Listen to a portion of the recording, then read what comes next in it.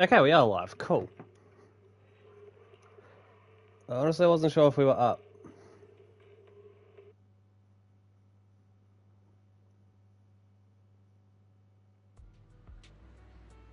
Okay, cool. So, I played Zenless earlier today. So, I've already done all my errands and battery and all that stuff. But we've got more important things to take care of right now. Right now, we're just gonna jump straight back into the 1.6 story. Then after that, depending how long, I'm gonna do Trigger's TV schedule thing. Alright, Belle, let's chat. Yeah. Lies, let's discuss how we're going to investigate the Exaltists. Okay, let's start by investigating Bringer. Yeah, that's what I think too. The Commissioner's hasty closure of the case seems a bit suspicious. We should definitely find Zhu Yuan and get more information first. I'll go investigate a pub sec. Alright, I'll leave it to you then. I'll also gather some information on the internet. Take care and come back soon, Wes. You're about to enter immersive storytelling. Yeah, we fucking are. Okay. Head to pub sec. Oh, Zhu Yuan. I'm coming. But out of ya. I'll have to work overtime to finish this mission report. There you are. You're in the corner. You're What are you here. doing on over here? Hi. Oh, it's you. What can I do for you? I wanted to ask about Bringer. You saw the news, I'm sure. The Commissioner closed the case citing personal misconduct. I already found it strange and wanted to investigate further, but there's been a lot of obstacles.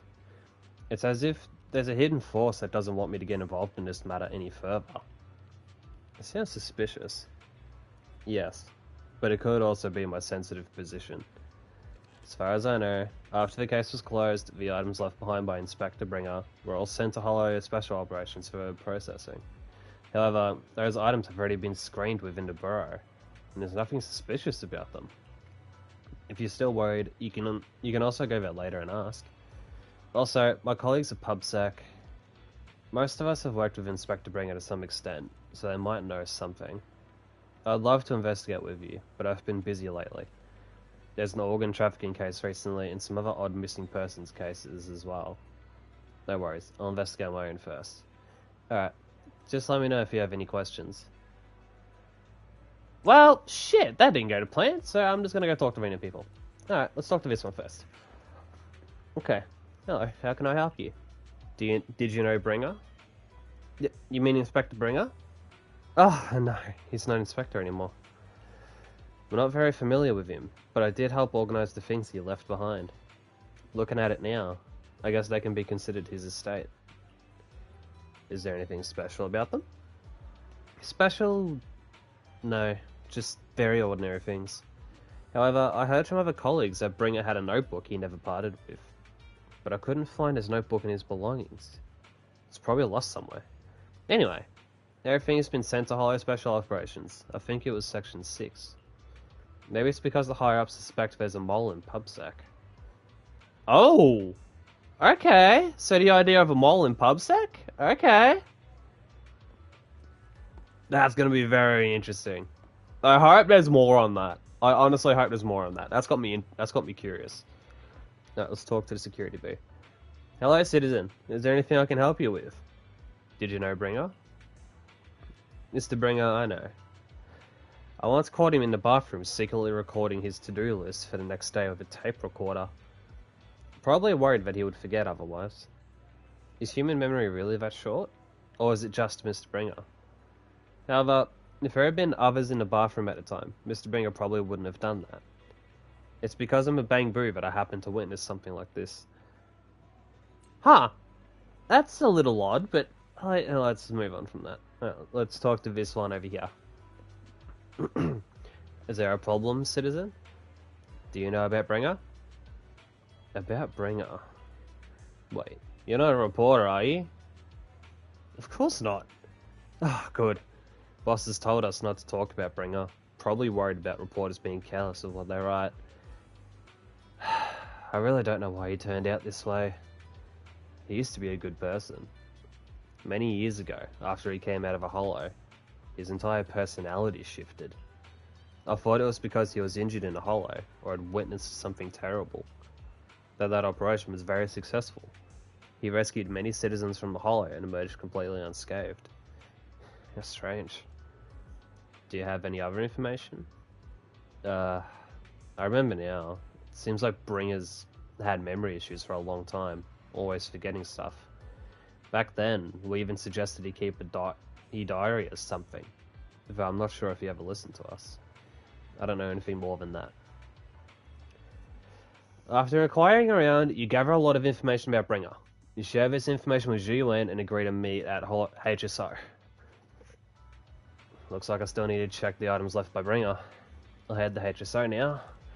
Miyabi! We're going from one waifu to another. we went to see Zhiyuan, now we're going to go see Miyabi. Well, and Yanagi. Can't forget Yanagi as well. And I guess for those who like Harumasu, the husbando as well. Yeah. Oh, they're all here! Today's training. They're all here. There's no Sakaku or Harum. Oh, they're over there. They're over there just chilling. Not a part of this conversation. Alright. You're here. Zhiyuan has already told me about the current situation. We've already found all of Bringer's belongings. Nothing unusual so far. I heard he has a notebook. A notebook? I don't recall seeing one, but there are a few tape recordings. Our colleagues have already listened to these tapes. They're just routine meeting minutes and similar recordings. Nothing out of the ordinary. After carefully inspecting the tapes, you find one that feels different from the rest. It seems a bit heavier. Do you need to play these tapes again? There shouldn't be any need for that. These recordings have already been reviewed by both Holo Special Operations and PubSec, so there shouldn't be any issues. There's one that's heavier than the others. Indeed, the weight of this tape is different from the others. Let's take a closer look. Oh, so now the other two move up. Oh, we're decoding now, are we? Okay. After carefully examining the special tape recording, you discover that it seems to be an encrypted message within. I see. This must be the reason for its weight. But how can we decrypt it? I'm gonna try to crack it. Then we'll leave it to you. Oh, here we go. Alright. I gotta lock in. Hold on. Okay.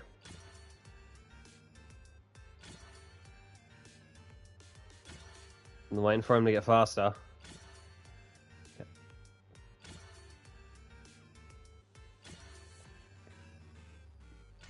Okay, I thought it was gonna try and be tricky and like do all the different types. But yeah. You did it, as expected. Looks like there's new content that can be played on the tape now. That's interesting. I didn't know secret information could be hidden this way. What secret? Sakaki wants to know. Sakaki.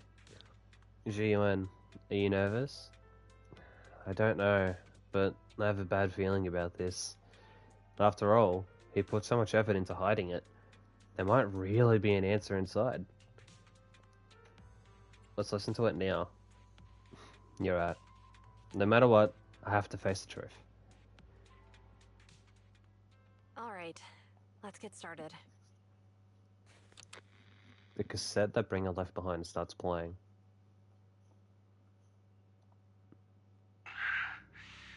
I'm probably not getting out of this hollow, but at least this tape recorder still works. Let's say these are my last words. I gave away my anti-corruption equipment to save those civilians, so I'm not in good shape. Unfortunately, we came up against a horde of ethereals right after that. I rushed over to fight them off and tried to save the civilians, but in the thick of all the fighting, I turned back and realized that I was somehow alone. Nobody was behind me. Luckily, I managed to defeat the ethereals, but the wounds and corruption I sustained in doing so should be fatal. I don't mean to cast the blame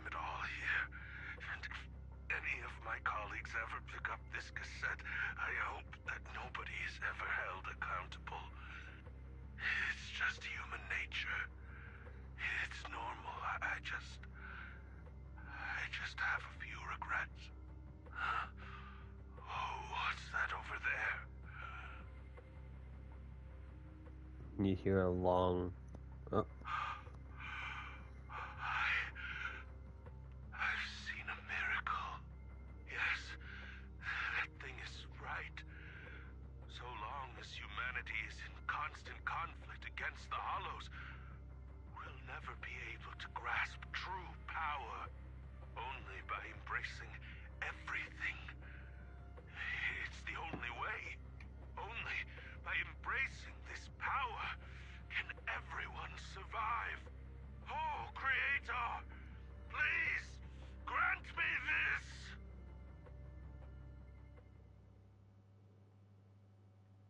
The room is left in complete silence as the cassette finishes playing. Zhu Yuan in particular looks crestfallen. Are you okay, Julian? Don't be so down. Thanks. I'm okay. It's just... Even though we had our suspicions, now that everything is out in the open, I can't help but feel a little... Well, at least now I know the reason why he changed. What did Bringer see during the recording? Whatever it was, he called it a miracle. I saw the mission report from that incident. Bringer emerged from the Hollow unscathed, completely free from injury or corruption. Plus, I remember him rescuing a few civilians and walking out of the Hollow together with them. But if that's the case, then it's at odds with the audio we heard. Which one is the true version of events? It's possible that both are true. Like if Bringer actually met a real god that completely healed his body and helped him save the others. And that's why his mood changed so much. Why he started believing the Exaltists. Because he witnessed a miracle. That sounds like a reasonable speculation at this point. But it still exceeds the limits of what we know. In any case, it's a clue that ultimately points to the Exaltists. I'll keep pulling this thread and see where it leads. I never expected the investigation to lead to this. But what exactly are the Exaltists plotting? Regardless, it's time to head back to the Vera store and rest for a bit. Then I'll think about the next steps. Okay, back home we go. What the fuck? Hi, Vivian! What are you doing here? Wait, is this what I think it is? Wait a minute. I've been waiting for you for quite some time. Okay. We meet again, Master Proxy. I imagine you've already managed to gain some info from the conspirators. About some people who wish to use sacrifice to launch an attack on New Eridu. So you know about that? I only just found out myself. Because I've been watching you this entire time. I know many things. But unlike those hypocrites, I'm willing to share info with you to show my sincere hopes of working together. I need to find Bringer's belongings. Bringer's belongings? Did he even leave anything behind? Oh, he did. I have complete confidence in my intelligence network. All the more reason for you to work with me. You've probably already guessed, but what Bringer left behind will be crucial for cracking the alleged sacrifice attack. Find it, and we'll finally know what they are after. Who do you mean by they? The Exaltists, of course. They're always lurking whenever something related to sacrifice comes up. Actually, the Exaltists and I, we have a bit of shared history. But no more than that until you officially agree to work with me. All right, I agree to work with you. Splendid. I like people who don't mess around. By the way, might I ask, you're not proficient at in-hollow combat, are you? Nope. No, I can't fight. As I expected. Not to worry. You're an invaluable proxy. All I require is for you to guide me. I mean, not even my darling Lord Phaethon can fight in the hollows. Oh, here we go. Hang on. What did you just say? Your darling Lord Phaethon? That's right. The best proxy in all of New Aerodil. Lord Phaethon. Oh, fuck, here we go. Don't tell me you don't like him. Do it. Fuck it. You Say might it. not believe this, but I'm actually Phaethon. You're an outstanding proxy, that's true. But Lord Phaethon's a cut above. No one could ever replace Lord Phaethon. But Damn, I know well. how you feel. You're actually one of Lord Phaethon's fans too, aren't you? So he's your biggest role model in life and you hope to become just like him, right? Oh my god. I'm gonna have to play along. It's not a choice. Fine, It's you're no right. choice. I'm actually a fan of Lord Phaethon. Then we're fellow fans! Wonderful. I feel so much closer to you now. After inexplicably joining Vivian's informal fan club, you listen to her go on about her love of Lord Phaethon for nearly an hour. Oh my. Once I start talking about Lord Phaethon, I just can't help myself. Look at the time. I suppose that's all for today then. I'll be in touch with more news. Fucking hell, Vivian. Okay. I also caught up chatting with a fellow fan that I almost forgot why I'm here. I found out where the remainder of Bringer's belongings ended up. They should be hidden in a hollow in the outer ring. I'll need to make some preparations. Let's meet up in Blazewood later. Don't worry, I'll protect you, Proxy. I won't let you get hurt. Speaking of... Because... Hold on. She was about to say, here we go then. Because... I gathered the information from my intelligence network, of course. I may look this way, but I've got a pretty impressive job and I know many secrets. Since we've agreed to work together, I must foil the Exaltist schemes. Whatever they're planning, I'll stop them. This time, I absolutely cannot. Look, just think of it as my personal beef with the Exaltists. Whatever the case, we're on the same side here. It's getting late. I need to go back and make some preparations. See you in Blazewood. Vivian leaves in a hurry. She seems rather reluctant to discuss her relationship with the Exaltists in detail. Wise, are you sure you want to head straight into the hollow? Or should we use the old trick and connect to Eos instead? That would be a bit safer. But if we connect to Eos, Vivian might recognize us. After all, she's our fan. Don't worry, I'll have you with me. If you say so, Wise. Alright, but if anything happens, you have to stay safe. Even though we can stay in touch at any time, I'll still worry. I'll get myself out if anything happens. Good. If anything goes wrong, I'll get back up for you right away. Alright, let's take a break for now and wait for Vivian to contact us. After some time, a messenger from Vivian arrives. Time to head to Blazewood and meet her. Time to TP.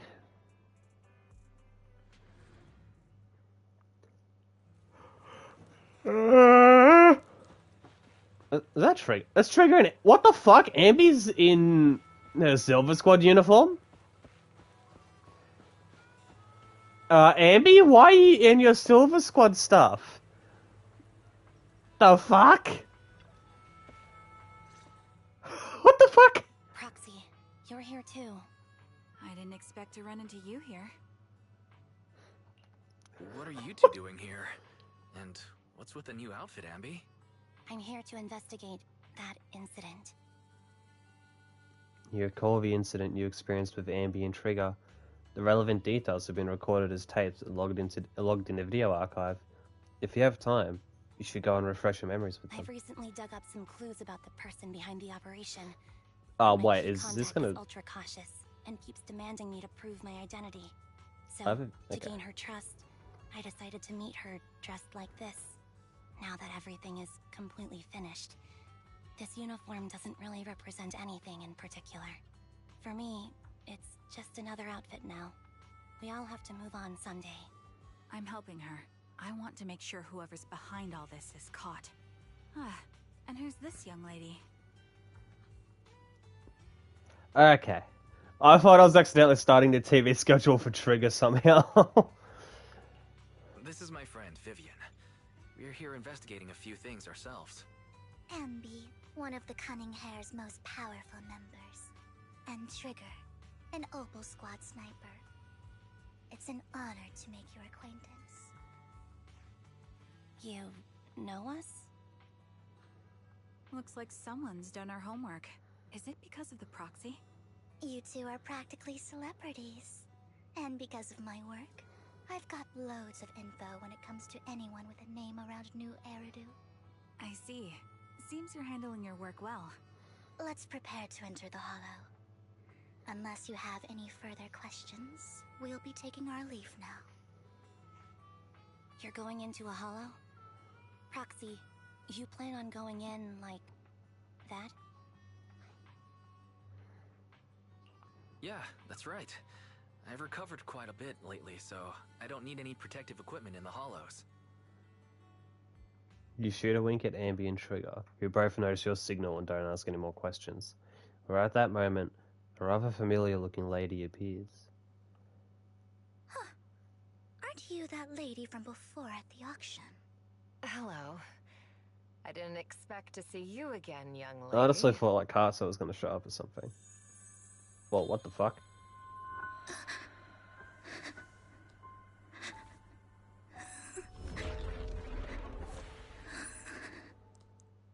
What?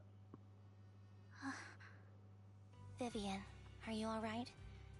You look depressed. What's wrong, Vivian? Are you feeling all right? It's nothing. I just drifted off for a moment there. So then, what are you doing here? Don't worry. I'm not here to scam you. I'm waiting to meet someone. Don't tell me. You're my contact for intel? That's me. Ambi from Silver Squad, I presume? Pleasure to meet you. Alright. I'm going to exchange some information with Miss Ambi here. So if you'll excuse me. Sienna steps to the side with Ambi as they discuss something. Meanwhile, you look at Vivian with some concern. You aren't looking so good. What's the matter? I can tell you later, but not right now. Okay, that's all the information I got for you. In return, I want you to do something for me. Take me into the Hollow. I left something very valuable inside. I have to find it. Seeing as we were just about to go in ourselves, why not join us? It's fine by me. But didn't you say you were investigating something? It's fine. There's no rush. Right, Master Proxy. Yeah. Huh? Yeah, there really is no rush. Sure, let's all go together. It'll be safer with more people, and we'll find your missing item more quickly. Thank you. Okay, I guess that's our team. It's just DPS, Ambi, Vivian, and Trigger. I'm guessing that's our squad.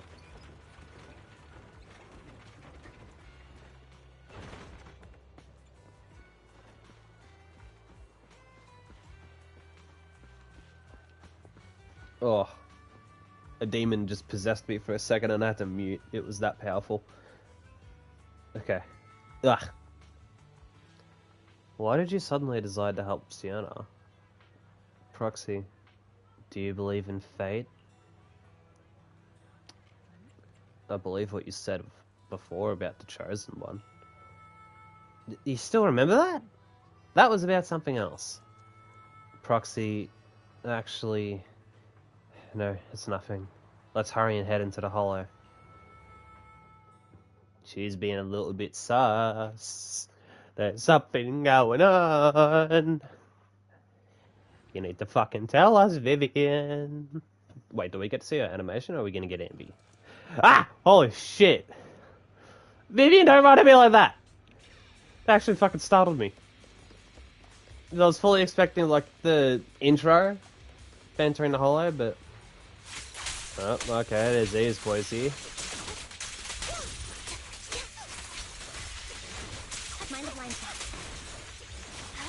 No, I don't want to be running into any grenades today. This isn't COD.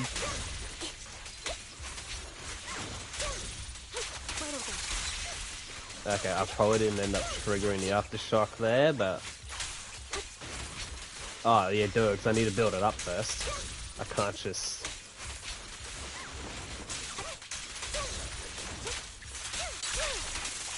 Now it's my turn to ask questions. What exactly is it that you're investigating? Ah.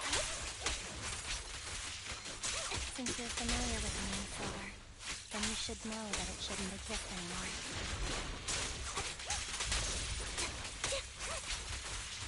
I feel like the dialogue might be interrupted a little bit by the combat. What I'm investigating has something to do with it. It's the melody of combat.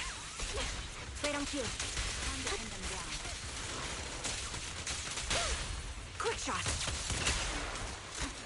I'm on it.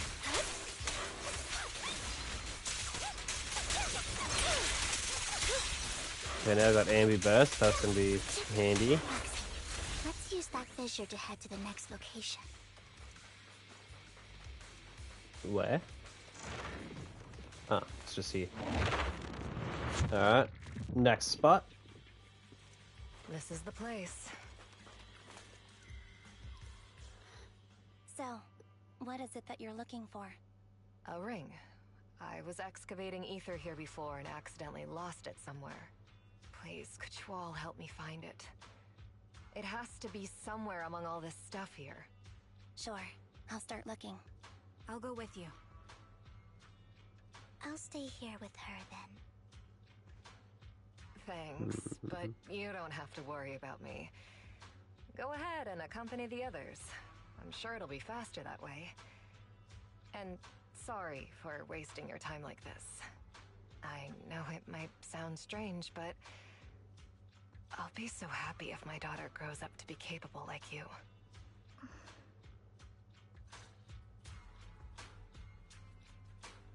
Okay, I wonder if we're gonna find out, hopefully soon, what Vivian's so iffy about.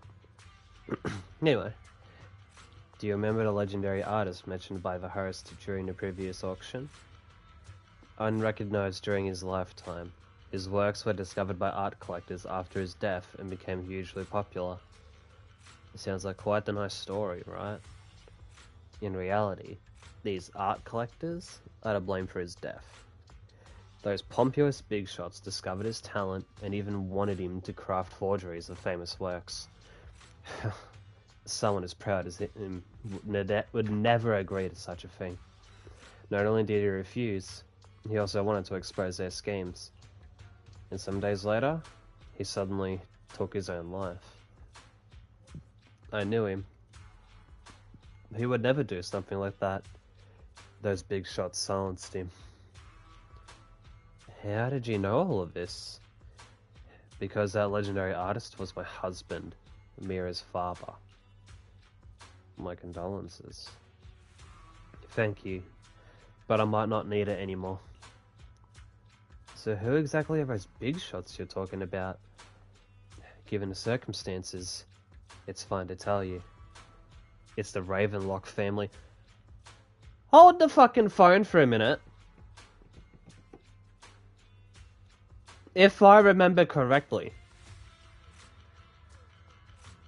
from earlier in the quest, the last time I streamed Zenless, I'm pretty sure that Ravenlock family is who Victoria Housekeeping works for, if I'm not mistaken. The matter I just discussed with Miss Ambi is also related to them. The collectible you asked me to bid on earlier, I should probably return it to you. Don't worry about it. But isn't it your husband's final work? It's fine. Our bond doesn't need to be fuck. It's fine. Our bond doesn't need to be anchored to any object, and I don't need these works to remember him. It's much better off in your hands than someone like Hartman's. Proxy, may I speak with Miss Sienna alone for a moment? Of course. Vivian and Vienna, fucking hell, I mixed them up so bad just now. Vivian and Sienna step aside and discuss something in private. Alright, regarding the matter of finding the ring, I'm entrusting it to you. It's my wedding ring. I would be extremely grateful to you. Okay. I guess we're gonna go... That's there, but we can't access that right now. I wish I could. You find some food left in a hollow for unknown reasons. Clearly, there's no sign of a ring Sienna is looking for among these items. Proxy, if you're hungry, I've brought some food with me. Thanks, I'm not hungry. Okay, you can't eat those even if you're starving. There's leftover food here. I don't want to imagine what's inside the bag. Yeah, good call, Ambi. Good call. You find a plush toy. After squeezing and kneading it thoroughly, you realize it doesn't have what you're looking for. No one will hide a ring inside the stuffing of a plush toy, right? Don't worry, there's nothing inside. I've already gone through it. A toy that seems emotionally stable. There shouldn't be a ring hidden in it. Let's grab all these Denny's while we can. It's Okay. pretty cute. Check in here. You find a lunchbox. After bracing yourself, you crack it open and peek inside. Whether lucky or unlucky, the box is empty. No one would put a ring in a lunchbox. It would spoil the taste. Is that the main concern? It's a fancy lunchbox? Vivian, are you okay over there? I wonder if its owner is safe and sound. Are you good? Do you need help? I think Vivian's stuck. Oh, no, she's good. She's good. She figured it out. She figured it out. We're in the clear. You find some scattered oil barrels. After careful searching, you find nothing resembling the ring inside them. Does Sienna actually want to find this so-called ring? What do you mean? She said she's looking for the wedding ring, but she also said she doesn't need any objects to remember her husband. We've been searching here for so long and found nothing at all. Maybe the ring never existed in the first place. It was just an excuse. Let's go back. So what's wrong with you? You seem worried for a while now.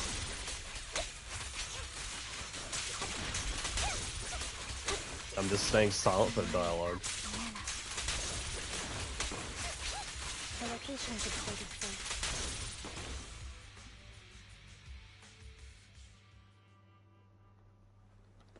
Alright, let's try and find it. Oh, cool. I can grab this one.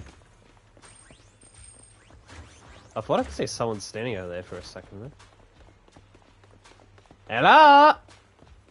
Sienna's dead! She's dead! No!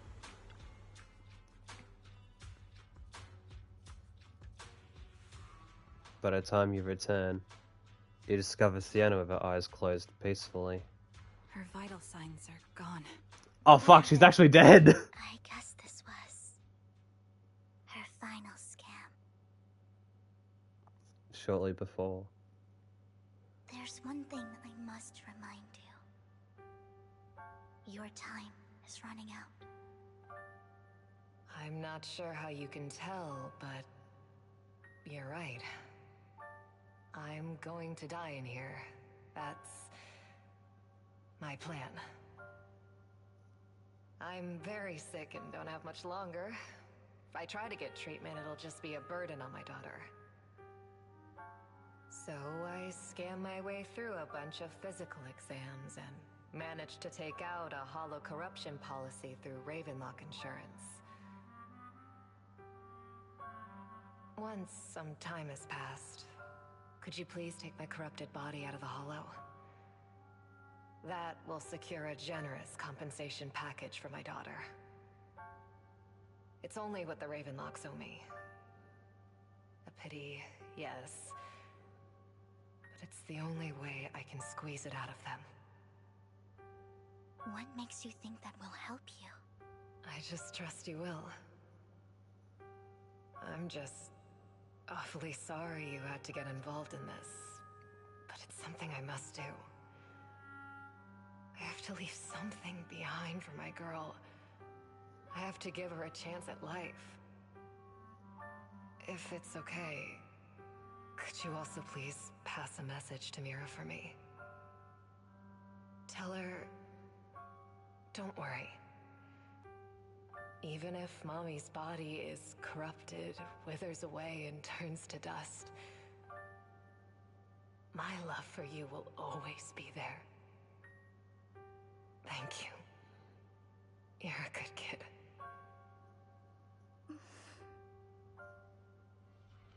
After saying this... She was betting that we'd help her. So, you were aware of this the whole time? Yes. Because I saw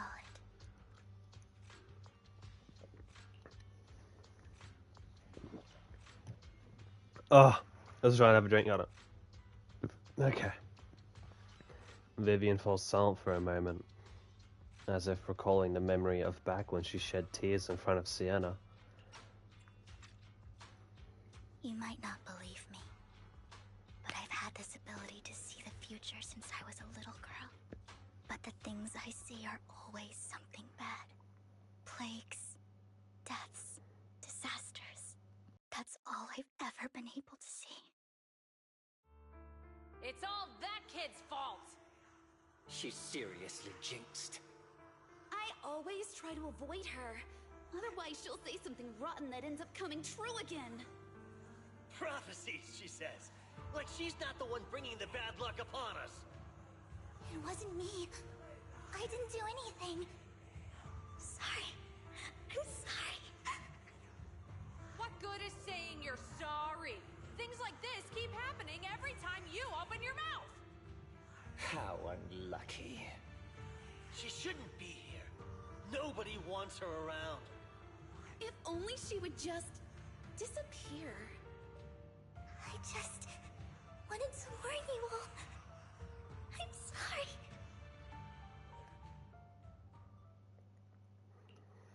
After recounting the stories of her past, Vivian stays silent for a long time, as if struggling to break free from the shackles of those dark memories.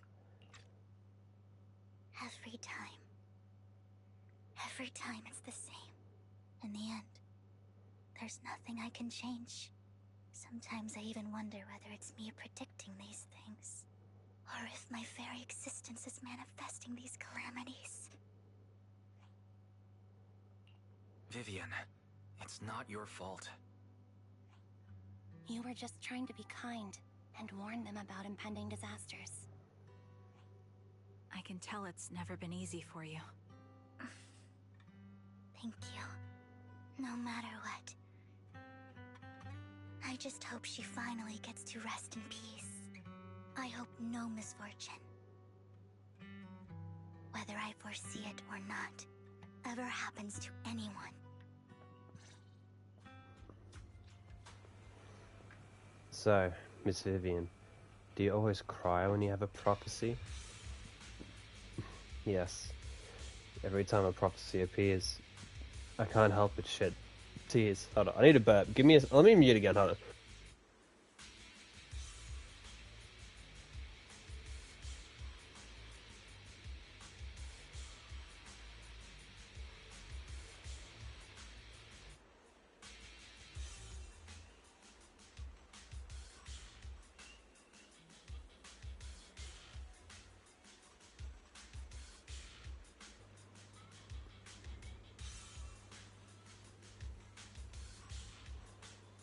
Okay. Ugh.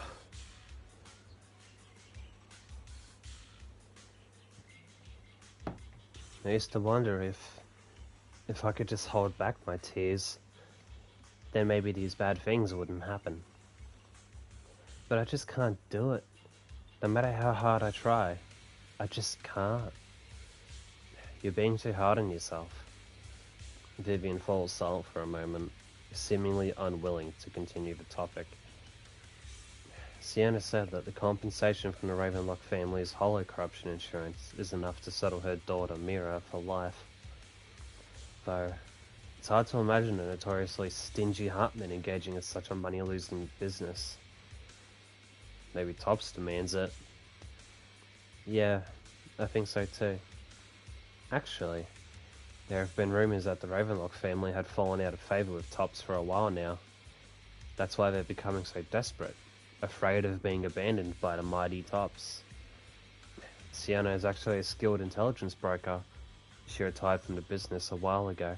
All the while, might I just point out, they've just left her body just fucking laying there next to those barrels while they're having this conversation. Now let's just prop her body up so she's kind of just sitting, you know, rather than just letting her just lay dead like that. Anyway, I see. No wonder she was able to gather classified information. She said she tried. She said she tried many ways, but everything was useless against the untouchable Ravenlock family. She still couldn't avenge her lover. But I believe everything she did was meaningful. The same goes for you, Miss Vivian. Everyone, it seems there are ethereals nearby. It's not safe to linger. Let's keep moving forward. Proxy, do you believe that the future can be changed? In my memory, this has happened countless times already.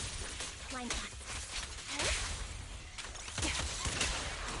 I only see these misfortunes. Move behind me. Why can't I even have a sliver of happiness?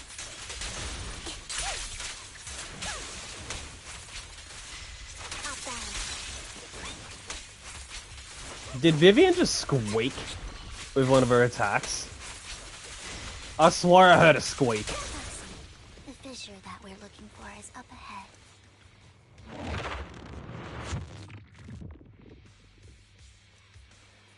Okay, Vivian, just...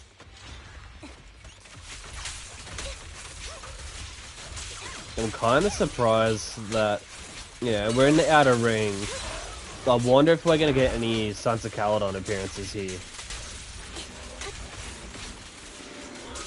Like, it would be interesting to see, like, Caesar or even, like, just either Caesar or Lucy, or both, just kind of show up. Again, considering it's the, yeah. Mainly just because it's the outer ring, you'd think there'd be, like, even just a brief appearance from someone from the Sons of Caledon. Probably mainly Caesar, because she is the Overlord of the outer ring. So, like, I am a bit curious to see if there'll be any feature of them. At the same time, though, like, they aren't exactly relevant to this. This has mainly been PubSec, Mockingbird, Victoria Housekeeping. Well, mainly Victoria Housekeeping and Mockingbird. I think it's about time. We should take that lady out of the hollow. You guys go on. Thank you. She gave us the intel we needed, so this is the least we could do. I hope everything else goes well for you. Trigger and you leave. Master Proxy, is there anything you'd like to know? You can just ask. I'm curious about your story, Vivian, but we can talk more once you feel ready. Don't worry, I'm very patient. You're the first person to ever say that to me. I'd be happy to share my story with you. These premonitions I see are not within my control, and they always come to me in a flash, like a flood of images in my mind.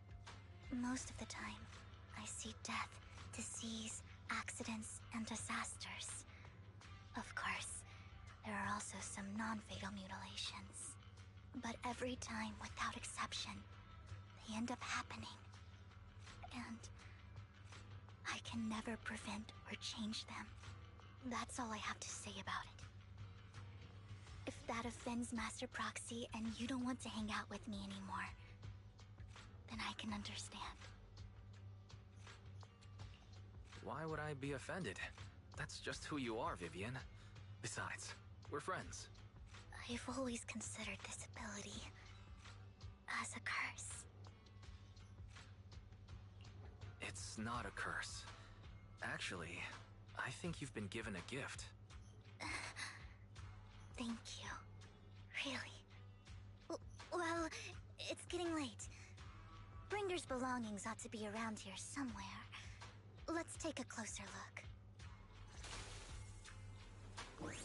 Alright, we go this way, because that's what the game's telling me to do. Vending machine! Found it. The vending machine. Bringer's belongings are probably stashed away in there. What? A vending machine? That's the intelligence I got. Maybe Bringer thought this was a good spot. Anyway, let's look around first. You search the vending machine up and down, but find nothing. Looks like it isn't in here. Ooh. Yoink. More Denny's. We take those. More vending machines! I knew it. There must be other vending machines nearby. This should be the one. Bringer's belongings. What could they be? You search the vending machine in front of you thoroughly. Still nothing. Strange. There's nothing in here. Probably because they've been fucking taken, my dude.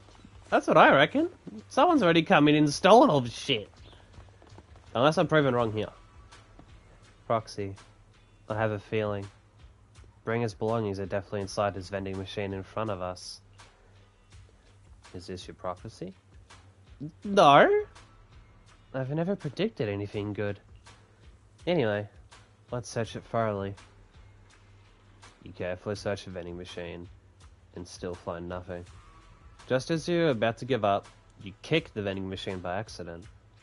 Where a drink would normally roll out, a worn-out notebook appears instead. Wow. Master Proxy. So this is how it's done? Your league's ahead of professional intelligence breakers. Okay. Sure. Uh-oh.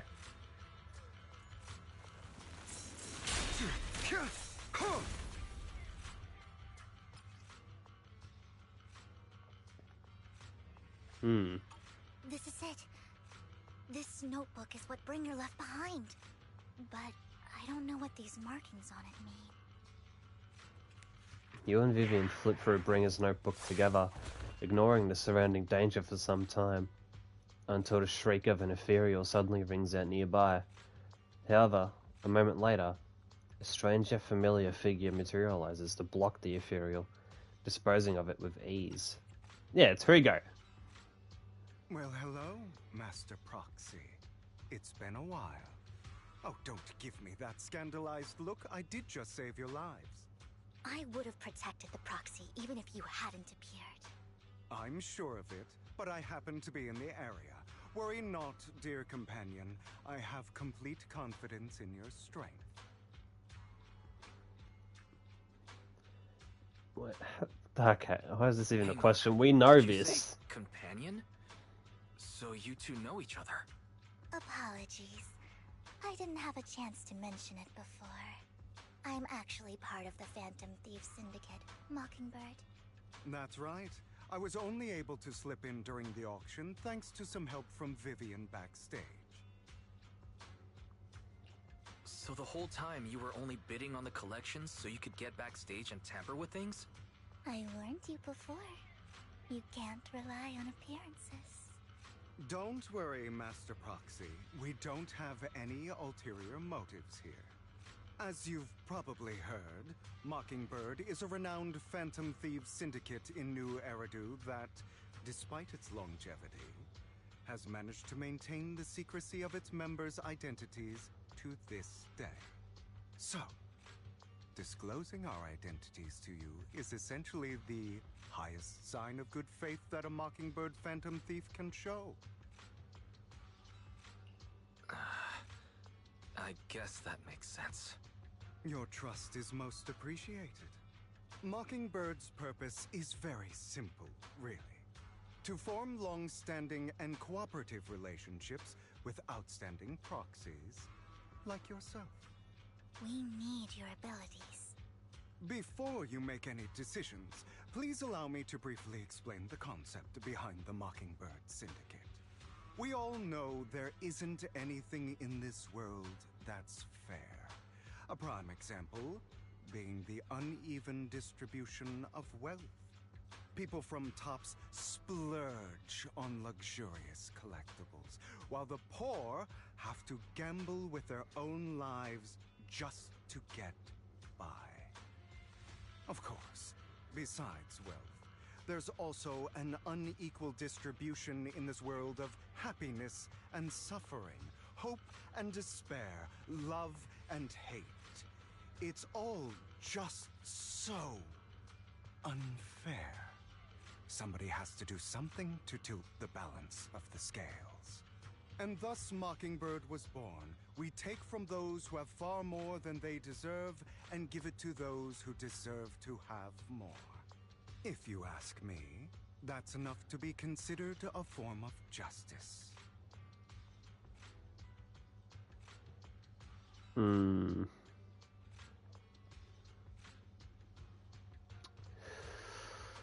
I don't know if it's really a consequence. Zenless isn't really a game where there's consequences to shit you say. I'm just gonna say. All right, that makes sense. I can agree with that. Thank you. I knew if anyone, you'd understand. However, aside from these philosophical considerations, we also have a crisis on our hands to deal with. As you know, the Exaltists are plotting to use the power of sacrifice to launch an attack on all of New Eridu.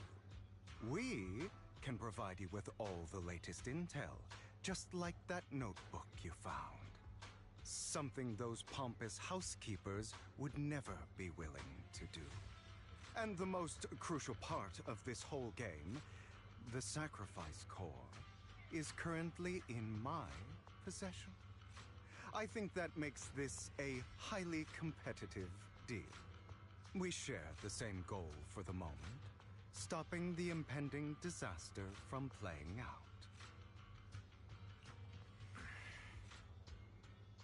I need some time to think about it.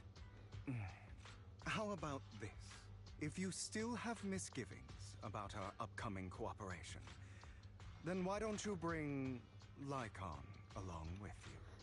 He's got the support of the mayor's office behind him, and his presence alone is enough to keep me in check. That would put you more at ease, right? Of course, you're welcome to bring some other friends along, provided they aren't from public security or HSO. Well, if you're willing to let my friends come along, then you've got a deal. Great. It's a deal. By the way, Proxy, this is for you. Huh?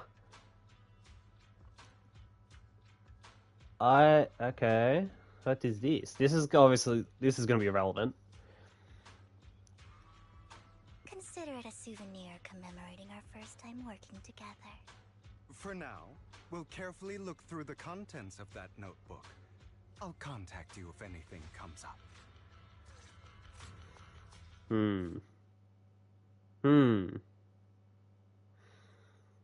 Okay. After leaving the Hollow, Hugo and the others return to the video store. Oh, what the fuck? I'm Hugo. Okay.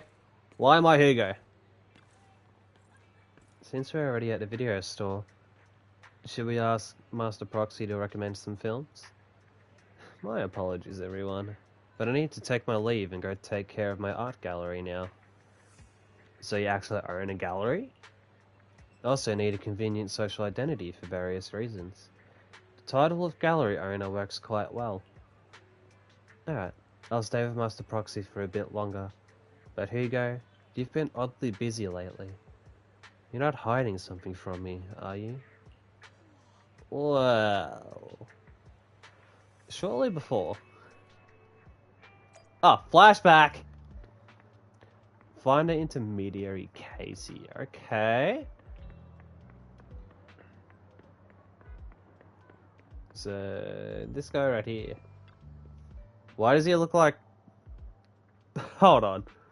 Hold on a second. Hold on. Give me a second.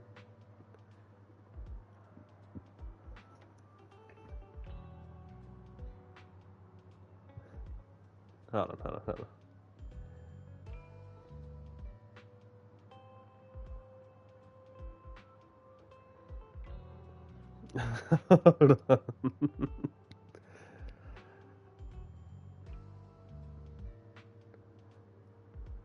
Oh, fuck it hell. I just had to take a photo of the NPC and just send it in the ELATION Discord. Because he kind of... this NPC kind of looks like Jeff. It actually kind of looks like Jeff, at least in my opinion. Oh, fuck. That's funny. I hope he sees that message. Alright. let me have some.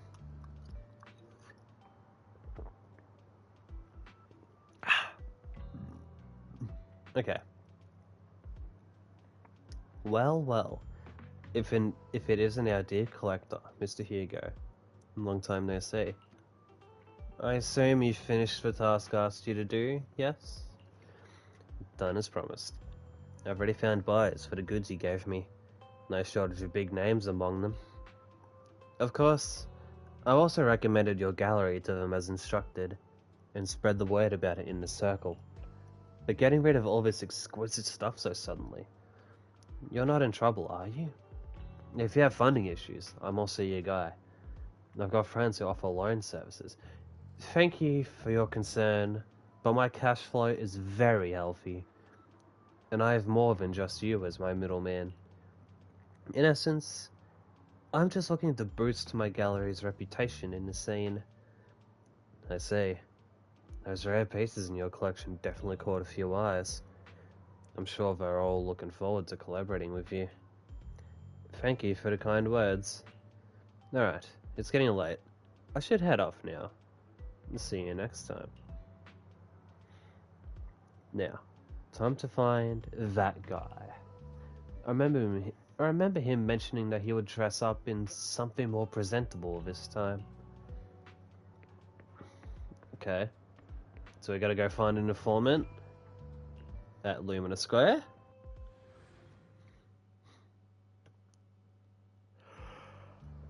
How about you? Just have to... I assume it's this... Why do I feel like it's this dude? Yes? When the musician's third string breaks, the gatekeeper whispers to me, which hand hides the coin for the underworld ferryman? Huh? Are you still laughing at your age? I thought only people my age would like it. Sorry, my mistake. Okay, so it's either that dude or... Fuck it, we're just gonna take a stab at this dude. When the musician's third string breaks, the gatekeeper whispers to me, in which hand hides the coin for the underworld ferryman? The left hand holds death, the right hand holds deception, but the raven has already flown away with the answer. Ugh, I can't get over the embarrassment every time I say this. It's quite poetic, isn't it? The meeting with Hartman has been scheduled. He'll be waiting for you in that same private suite. Or should I say, waiting for Hugo, the renowned collector and gallery owner. Thanks. I knew I could count on you. Still, I have to ask. You're not looking to make the Raven Locks your enemy, are ya? And if I say I am? Not like I could stop you anyway. You've already caused a scene at the auction. That Robe of Heroes stunt? I can't believe you came up with that. Hartman's been on the move lately. That organ trafficking case from before is linked to him too. I also heard that they're dropping big money on some kind of drug research. The Ravenlocks have always been a bunch of cold-blooded bastards, doing all kinds of messed up things that make your blood boil, and swept everything under the rug with money and power, leaving the victims with no justice. Oh, that burp needed to come out. Oh, I know, but that just broke the mood so much. But Hartman? He's the worst of the bunch. Rumor says that he personally took out the previous heir and clawed his way to the throne. I know. Relax. I don't plan on clashing with him head-on. You'd better not. I don't want to witness Mockingbird's folly of trying to crack a stone with an egg. I prefer to see it as more of a gambit. I can never win an argument against you anyway. Don't forget, the Ravenlock family's in bed with those exaltist lunatics. Who knows what awful scheme they've been cooking up lately. In any case, as your old friend, I sincerely wish you all the best. Thank you. By the way, how is Lycon doing lately?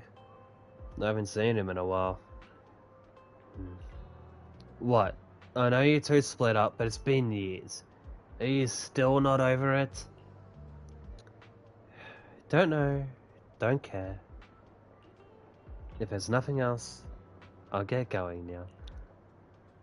Alright, fine. Good luck.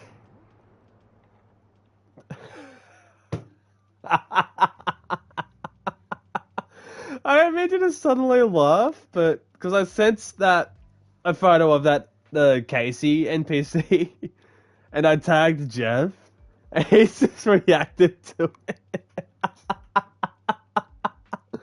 Oh my god, that's great. Oh, I need to screenshot that. Hold on. Hold on. Oh my fucking god. Oh god, he's gonna fucking ask me about that like in like 9 hours. Oh, it's gonna be great. Oh, my jaw hurts. Not my jaw hurts, but my cheeks feel tense. I'm laughing and now I'm yawning. Okay, back on track. The students nearby seem to be having an intense discussion, and you hear a familiar name. Oh, for fuck's sake. So, that Mockingbird Phantom Thieves Syndicate only looks flashy, but hasn't actually accomplished anything, right? Tops remains unshakable, and those big families are just a step away from getting total control. It's possible that even the mayor can't keep them in check. But doesn't the mere existence of the Mockingbird serve as some kind of warning? Every time they release a crime warning letter, fear erupts among these evildoers. Really? But what can they actually change? In the end, it's probably just a game. To the big shots, Mockingbird is like a fly. Annoying, but not deadly. So they just let it be. So what do you think should happen? If you ask me, you have to dismantle everything from within if you truly want change. Without power or influence, it's all futile. The first step should be accumulating resources by any means necessary, and if possible, joining tops. After all, to establish a new order, the old one must be demolished, just like how creation requires destruction. That sounds exactly like something a villain would say. If it's really possible to join tops, many would probably defect immediately. True. Who would turn down money? It's almost time for the meeting with Hartman. Time to go. Okay, so we're still in the flashback. Or in the recap. It's probably better off calling it a recap. But, I mean, sucks anyway. Your invitation's been confirmed. Esteemed guest. Would you like to enter the private suite now? Enter the suite! We're going in. There's the bitch right there. You're the one who has business with Master Hartman? Correct. Master Hartman's time is extremely valuable, and he has graced you of this meeting amid his busy schedule. I sincerely hope he brings something substantial into the family. Worry not. I stand here precisely because I have enough leverage. Oh, pardon. Holy shit, that burp came up. You had better. How about it? Will you work with me? Not bad. Let me be honest with you. I have the sacrifice core that you're after. I am Mockingbird. So it's you. I never thought you'd be so bold as to come see me alone. Relax, my friend. As you know, if I can sneak into such a heavily guarded auction, then naturally, I can just as easily slip away right now. I'm here with the sincere intention to seek cooperation. I can give you that sacrifice core. And what do you want in return? Wealth, glory, power. The things everyone else in the world wants, I want them too. And I'm confident that as the current heir to the Ravenlock family, those are all things you can give me. Then you've certainly come to the right place. My family is working on a big project. If things come to fruition, Ravenlock's status in Tops will significantly improve. At which point, I'll be sure to leave a spot for you. Naturally, as an outsider, you're precluded from handling any of our core business. But profits from the scraps alone will be enough to set you up for life.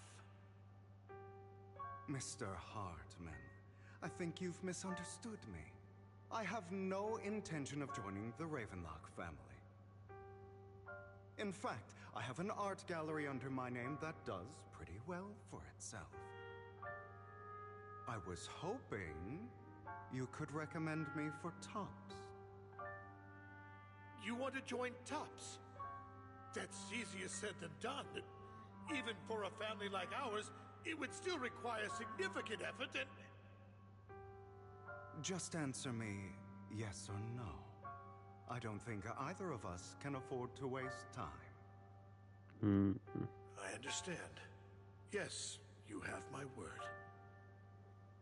But in exchange, you'll have to give me the sacrifice core first. I'm sorry, but I'm afraid I can't. I've already hidden it somewhere safe, a place nobody else but me knows. You don't want to put all your chips on the table when dealing with Tops. I know that far too well. Then that means I also need to keep an eye out when working with the infamous Mockingbird, right? Mr. Hartman, I should remind you that I stand before you undisguised. Coming from a phantom thief who's never publicly revealed his identity, shouldn't that be sufficient assurance? If I betray you, then you merely need to lift a finger to wipe me from the face of this world. You do make a valid point there. In that case, you have a deal. I appreciate your trust. Why don't we celebrate our new partnership with a toast?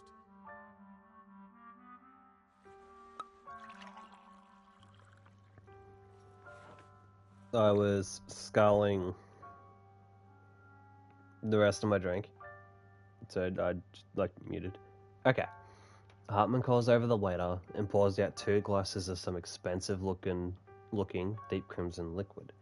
He lifts his glass and nods to Hugo before draining it in one gulp. Hugo flashes a smug grin as he follows suit and takes a gulp. Having a drink before undertaking anything important is a family tradition. It's good luck. As an outsider, it's a real honor. By the way, You aren't the only member of your organization, are you? Shouldn't all your companions agree to this deal first? You don't have to worry about that. I'll make sure she agrees. Otherwise, I'll get rid of her too.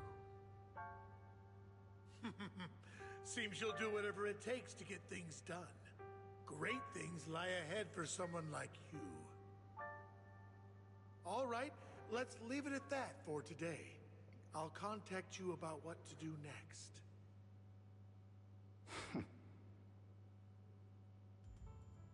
That's him! He's the one who killed Serena! She was the only one who was ever any good to him, right? That's how he repays her? That's why they say once a mongrel, always a mongrel. Just look into his eyes. Father! We have to punish him! Serena had been ranking ahead of him. Hugo must have poisoned her water so he could pass her. Pure evil. Typical for an impure bloodline. He should have been kicked out ages ago. Hugo, did you do all this? Yes, it was me. I killed her. He admitted it! Father, he must be expelled. He has no right to live under the same roof as us. Why don't we reunite him with Serena then? Nobody would ever know. Hugo, well done. My children, how many times have I told you before? In this world, only the most ruthless, cruel, and unscrupulous of people ever make it to the top. Like Hugo here, who is willing to murder his only true loved one without a second thought. Only someone with the means and the gumption to do that is qualified to be my heir. But I... It's all over now, and the results are obvious. The winner of this month's assessment is Hugo. As for the rest of you, go to the usual place for the punishment you deserve. But Father, before this, I was number one. As I've told you before, there's only room for one winner in this family. You're still a loser, even if it's by the smallest margin. And there's no reason for a loser to exist. This is all for your own good. Do you understand? Go on now. Receive your punishment for the sake of the family. Yes, I understand. I'm sorry. What the fuck? That really brought up some unpleasant memories. It won't be long. Soon, it'll all be over. Okay, now back to the present. On the other side, after Hugo leaves. Proxy, you look like you have something to say. About that chosen one. Well, truth is, we've always wanted the chance to work with you. Hugo said you're the best proxy he's ever met. The chosen proxy. In other words, chosen one. Fine, I believe you. By the way, are you free now? If you're not busy, would you mind taking a walk outside with me? Anywhere is fine. You arrive at Luminous Square with Vivian. Okay. Okay, we're doing a hangout. Sure. Thank you for escorting me here, Proxy. We will just do a genuine walk, because I imagine there's going to be a lot of dialogue The day here. was quite eventful. If I were to head back now, I probably wouldn't be able to fall asleep.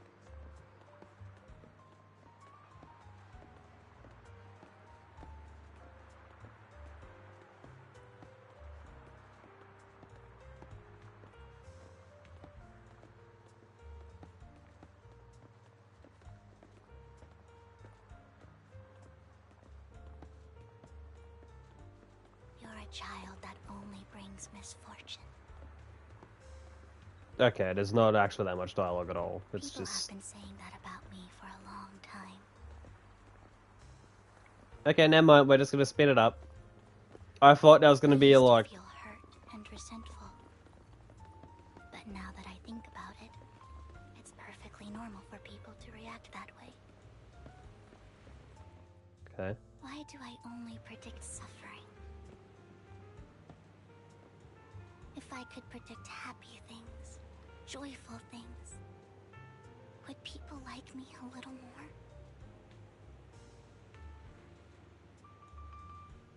Maybe fate truly is set in stone. Often, I want to help these people avoid their miserable fates.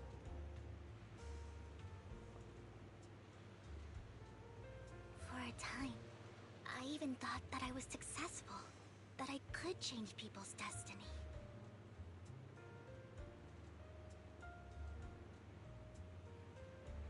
But it was all an illusion. In the end, I couldn't do anything at all.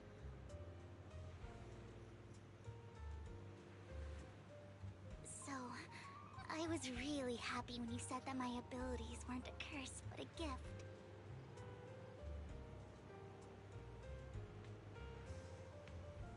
Thank you, Proxy. I'm so glad to have met you. And you're also a fan of Lord Phaethon. It's like we were fated to meet.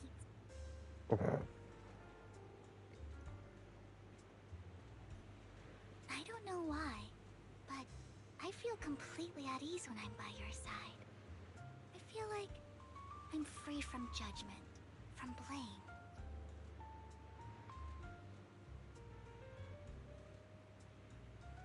Like, I don't need to worry about anything, and can just be my own true self.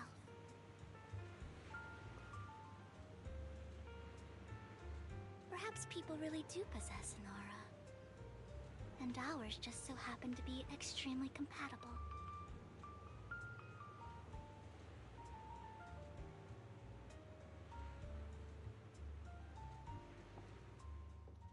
By the way, you asked me before about Hugo. I don't really know much about him. He rarely ever talks about his past. But judging from his eye colors, you can guess he's probably the bastard son of a renowned family. I think his mother was very worried about his different colored eyes, and even wanted to get rid of him at one point. But then his family offered a huge price and bought him off his mother for some reason. And just like that, he moved from a leaky and drafty boarding room to a luxurious mansion. But he's also mentioned that the extravagant home is actually like hell for him. I think it's probably because the family treats him terribly. I digress. He ran away and ended up meeting Lycon and his master. After that, they formed Mockingbird together and experienced a rare period of happiness. Until Lycon's betrayal. So, what's your take on Hugo? I imagine I would still be wandering around now if I had never met him. To me, Hugo is just like an older brother. I've always felt as though he's carrying some heavy burden with him. But that's a secret he's kept to himself. Something he'll never tell me. Sometimes when I look into his eyes, I can feel that he's really struggling with something. Even though he may say some extreme things, Hugo really isn't a bad person. I think one day he'll tell me his secret. Until then, I just have to wait. Wait and trust him. After chatting for a while, you say goodnight to Vivian. It's getting late. Time to head back to the video store and get some proper rest. Okay. Alright, Belle. I'm back. Wise, you're a bit late today. I had a long chat with Vivian. I see. Well, it's getting late. You should call it a day, Wise.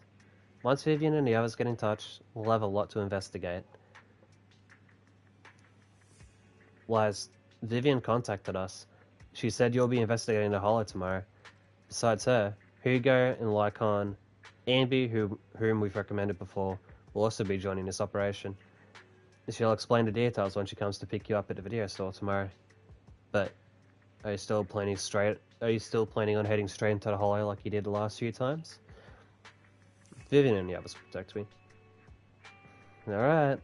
There's so many friends around this time, you should be in good hands. I'll wait for you at home then. No matter what happens, remember, safety first. Now let's get some rest. Let's get this fucking thing going. Oh, that's I thought I was like halfway through it. This feels like it's gone longer than the last time. Oh, that's a yawn. After a good night's rest, the next morning arrives as promised.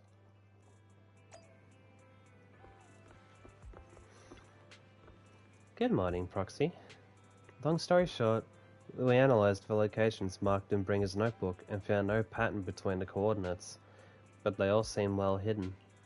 Hugo suspects that we might find something stashed at the coordinates, but it's unclear whether it will be pleasant or terrifying. In any case, we need to investigate. Our destination today is the Ballet Twins. Let's head there together. Yeah, basically we're going to pick up Lycon now, I think. That's just my assumption. We're going to pick up Lycon. He's come with us in a limo when I'm not yawning my fucking face off. It appears we're the first to arrive. I thought we were running late. This might sound weird, but it's nice to think about getting to work with you from now on. I don't really know why that makes me feel so happy. Oh, it's because we're fellow fans! Anyone who likes Lord Phaethon can't be a bad guy. You're right. Of course, Lord Phaethon is the greatest there will ever be, but you're definitely the best Proxy I've ever met in person. Hugo told me before that you're really skilled, and he said we'd get along great. I never expected he'd be so right. Oh, by the way, would you like to come by my place if you have time later? I have a huge collection of Lord Phaethon merch. Oh my god. Phaethon, Lord Phaethon doesn't have any merch out there, right? I mean, we don't even know what he looks like, for starters. It's all my own original merch, like screenshots of old Internet comments. I print them out and turn them into postcards. She's a super fan. Avatars Lord Phaethon's used, the music playlists they recommend. I've organized it all. I'd love to show it all to you if we get the chance. Well, I appreciate the thought. Speaking of which, what's taking those two so long? Hugo said he had some preparations to do before entering the Hollow. I wonder how that's coming along. Hugo's probably talking to Herman, I would assume. Meanwhile, Hugo's preparing for the upcoming operation in another part of Lumina. Same old routine. Shopping first. About time to stock up on chocolate anyway. The vampy man just wants some fucking chocolate. Rations, bottled water, and those chocolate coins. Ah! I'll take all of them in a bag, thank you. At this moment, a familiar figure appears. Hugo. Oh, what a coincidence. I didn't expect to see you here. Evidently, I didn't expect it either. Otherwise, I would have chosen a different store. Are you preparing for the operation?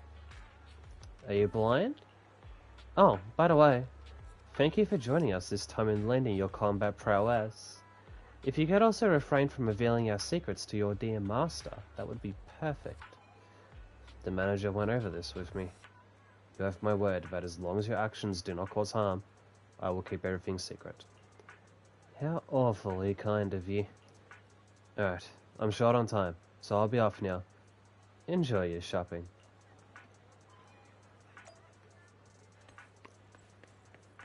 Get some emergency meds, okay.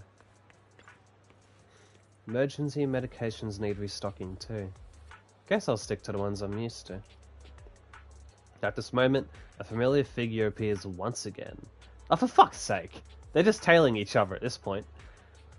You know what, Lycon?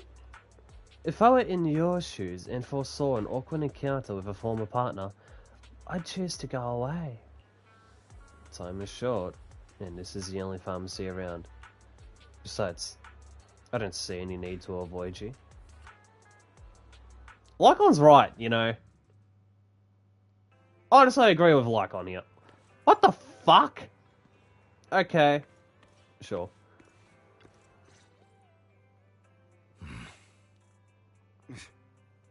This is getting to be more than just a coincidence, don't you think?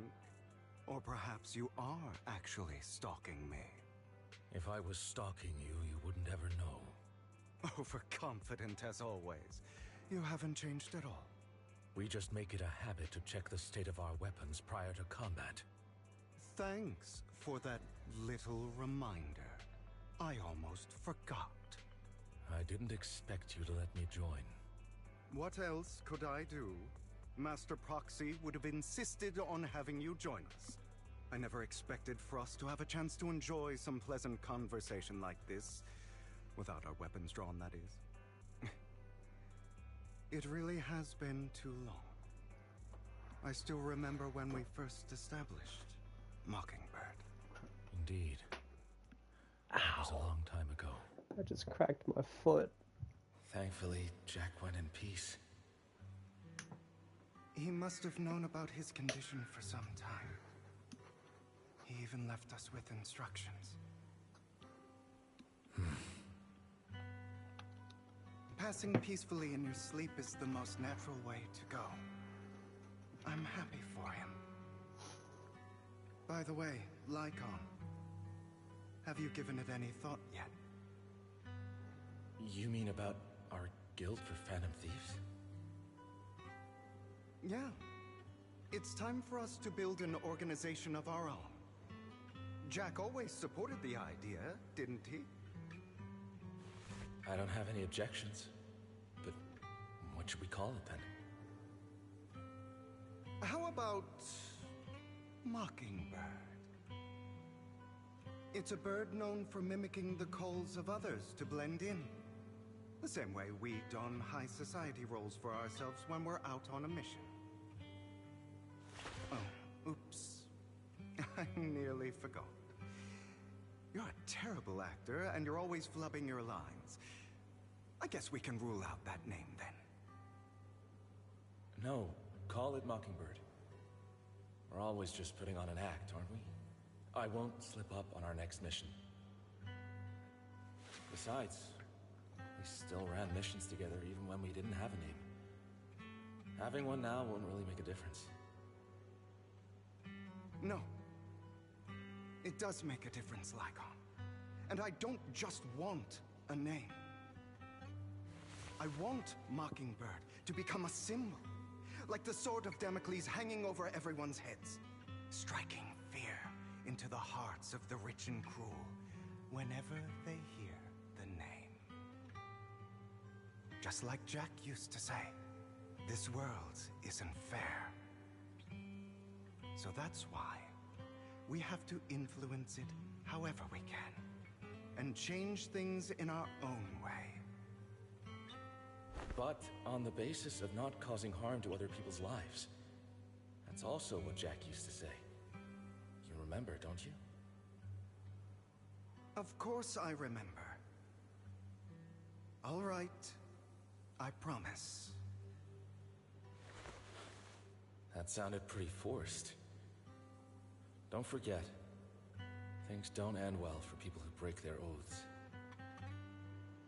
I'm good for my word.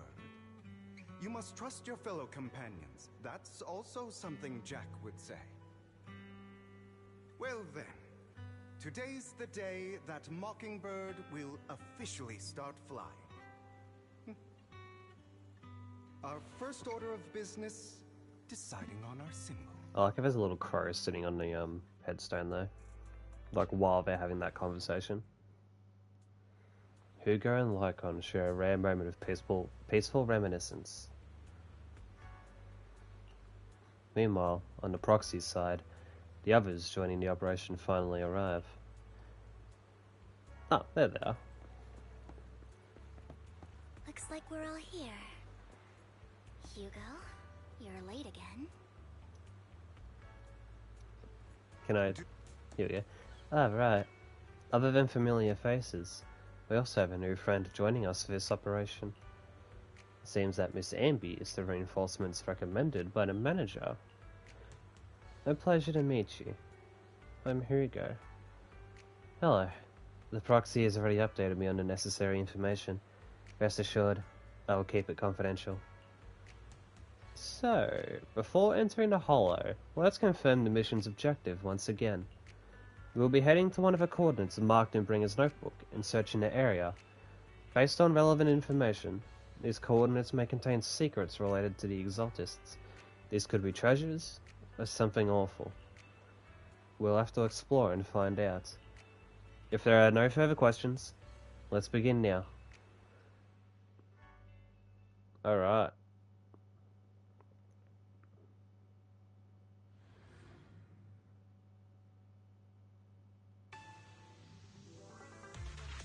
So we probably have a team of Lycon and Amby. Expect the coordinates in Bringer's notes to lead here. Yeah. Oh, are you familiar with this place? More familiar than you, it seems. Okay, no chain attack there. Ooh. Vivian's just like... Vivian just doesn't want them fucking talking. She just wants to get this shit over and done with, I feel.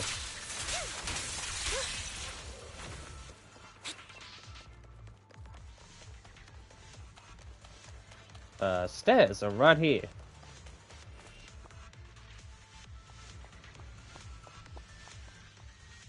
I don't enjoy obstacles in my path. A generator room should be nearby. Over here. Master Proxy, I hate to be the bearer of bad news, but there's something wrong with the circuit. It seems to be blocked. Don't tell me. Victoria Housekeeping's high and mighty attendants can't even fix a simple circuit. I can fix it, but I'll need a circuit diagram before I can do anything. I've seen diagrams for this type of circuit before. It's a pity that we're unable to connect to the outside world from inside the hollow. Just leave that problem to me. Wise, I just sent an image of a circuit diagram to you. Have a look. Good morning. Hello. Welcome to the stream, Doom. Well, for me, technically it is morning, so I guess it's actually right to say good morning, because it is 12:43 a.m. for me right now, and I'm forcing myself to wake up in 8 hours for a little thing because I'm stupid. Here's your day. My day's been alright. My knees are a little bit sore from work, but mainly just because I've had to get on all fours and just scrub a floor a little bit because of adhesive. But been alright. We're just chilling at the moment, getting through the back half of the 1.6 story on this, because I did a stream of Zenless a little bit ago, about, I want to say 2 weeks ago. I'm not sure how long it's actually been. It was probably still... Actually, no, it would have been like 3 weeks ago by now. It was when 1.6 came out. More or less. So it's been a little bit since I last streamed Zenless, so I'm catching up on it. The American accent. Bruh. Oh. Do I actually sound American, or are you fucking with me?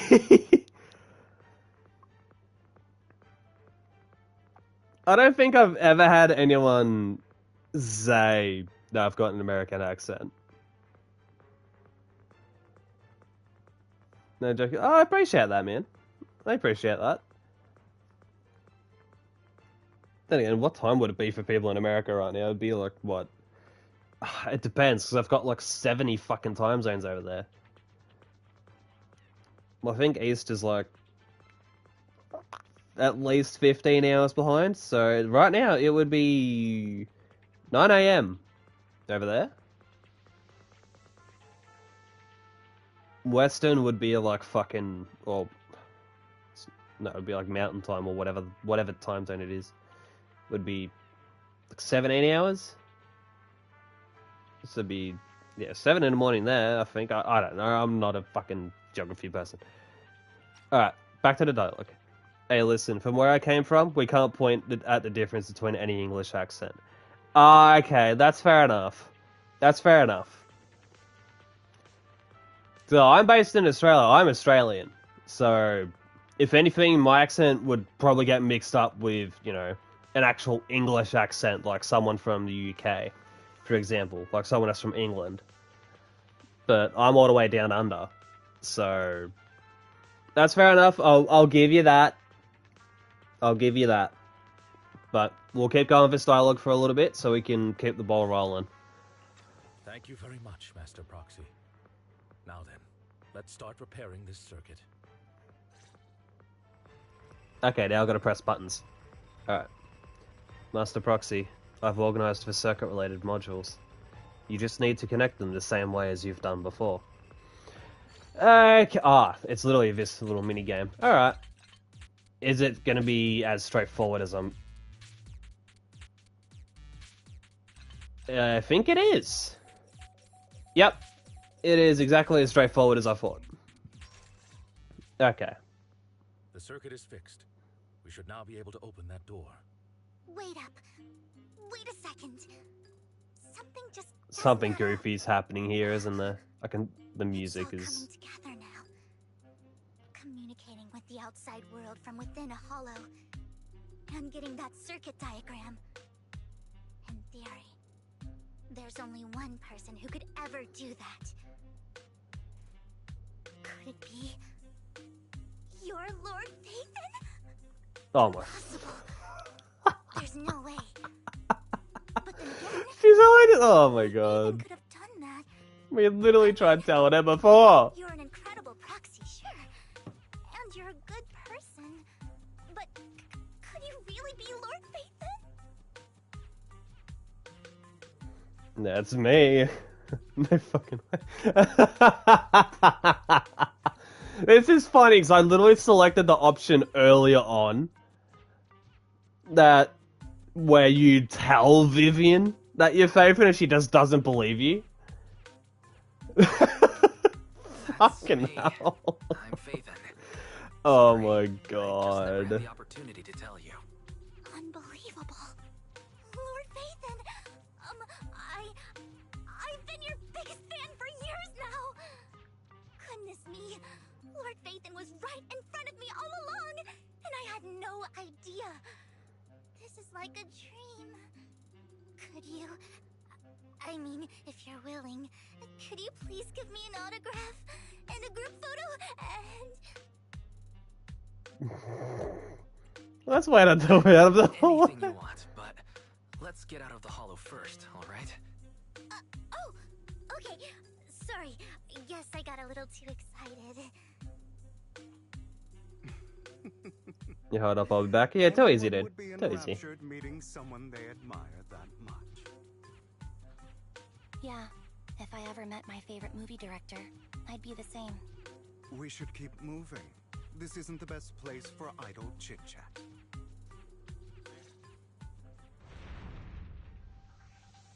The door's finally open. Alright, now we proceed.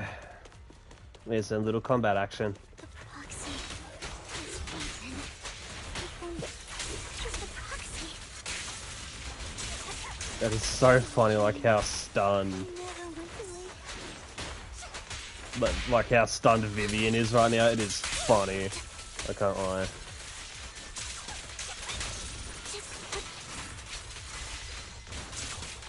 Gonna be more enemies, are you? Should lead to our destination.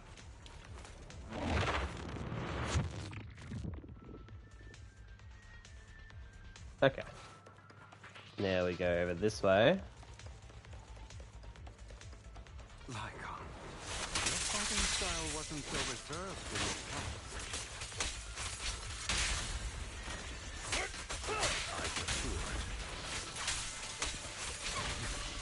You call this mature? You're just being pretentious.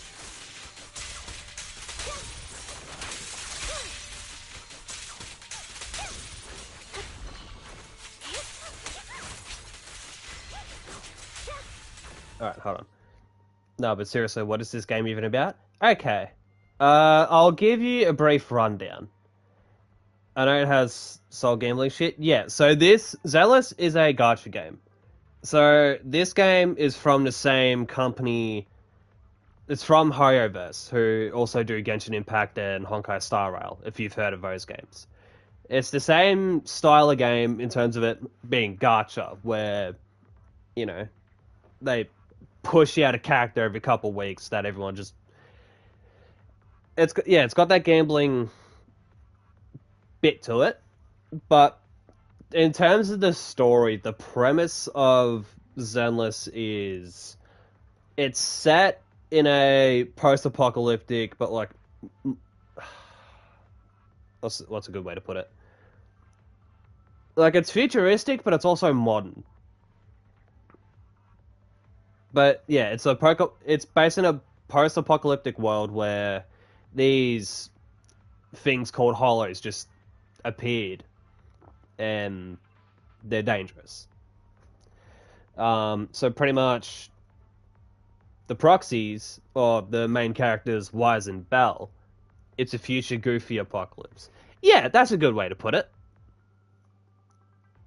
So pretty much, in this world, there exists different types of beings. Like, there's humans, of course, there's robots, there's also Fearants, who are like anthropomorphic animals.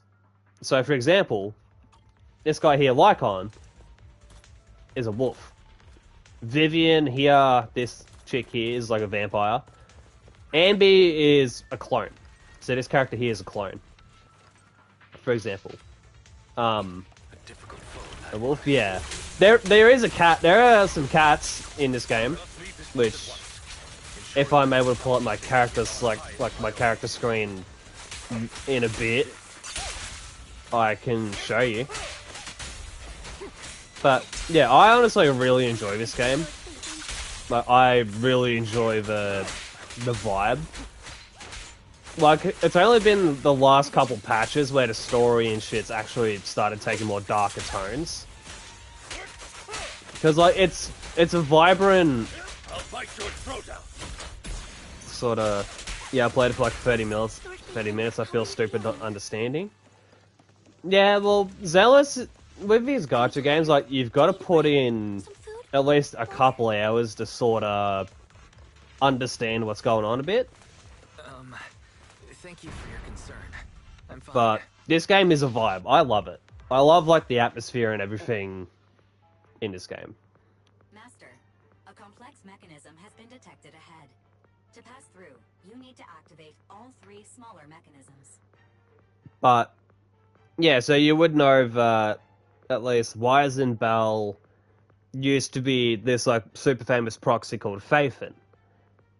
Which is, I think, is literally explained at the very start of the game. And then, you know, their shit gets hacked, so they basically have to start over from scratch. Because pretty much Wise and Bell are still doing their proxy stuff, but they're also, like, trying to figure out things related to their past. Like what the intro to the game, like, alludes to. That sort of stuff. There's a lot that goes on, but I honestly really enjoy this game, and I feel like out of the 3 games from Hoyoverse, this one's the easiest one to get into, in my opinion, because you don't have to wait around to get into it. Like, you just end up getting into the action pretty quick. And I like that about this game compared to, like, Star Rail and Genshin. Because Genshin and Star Rail drag on a bit. This game does a little bit. You know, I'll give it another chance after going home. Yeah, give it a little bit of time. Like, when did you first try it? Because Zenless has only been out since July last year, so it hasn't been out for a full year just yet. So they're within 2 months they'll start doing their first anniversary patch. It's like 2 months ago, I think. Okay, so that would have been like 1.4, 1.5. Oh, yeah, that would have been like 1.4, 1.5. So, yeah. Do you remember what the limited characters were when you played at all? If not, that's fine, and I can try and show you the characters and see if you recognize any of them. Suggestion: split up and handle them simultaneously to save time. So, we have to head to 3 different places to crack this thing. Huh? We're splitting into 3 groups? In that case, I'll protect you, Master Proxy. Oh my god, Vivian. I can take care of one myself. That leaves the last one to me, then. No, here we go. They're gonna butt heads. You should go with Hugo. What's that supposed to mean?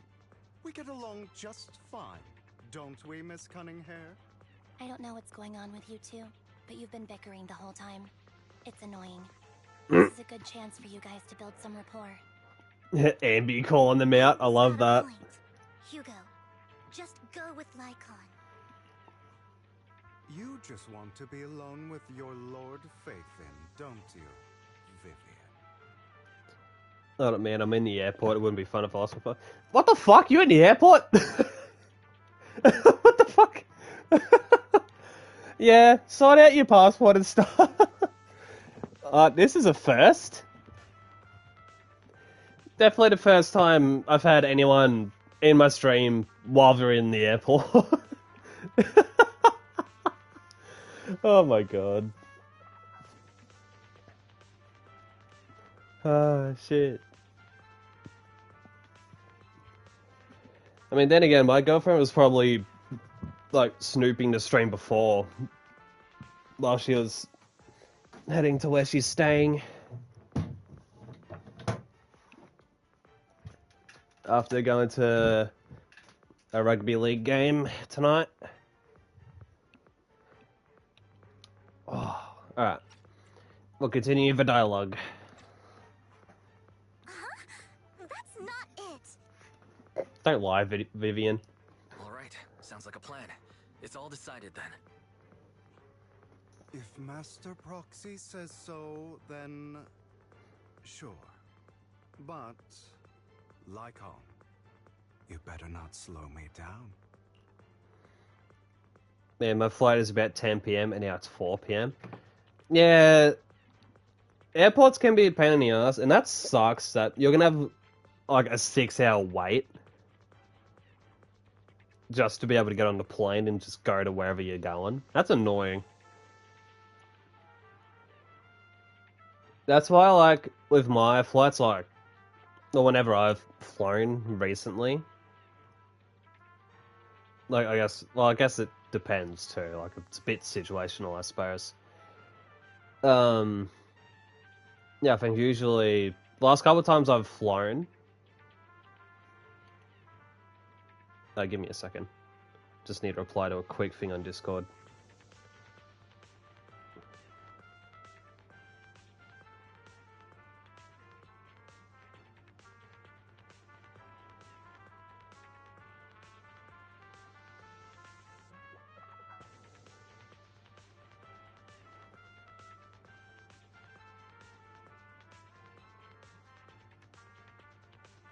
I just had to tip off the owners about something that happened in Discord that I noticed.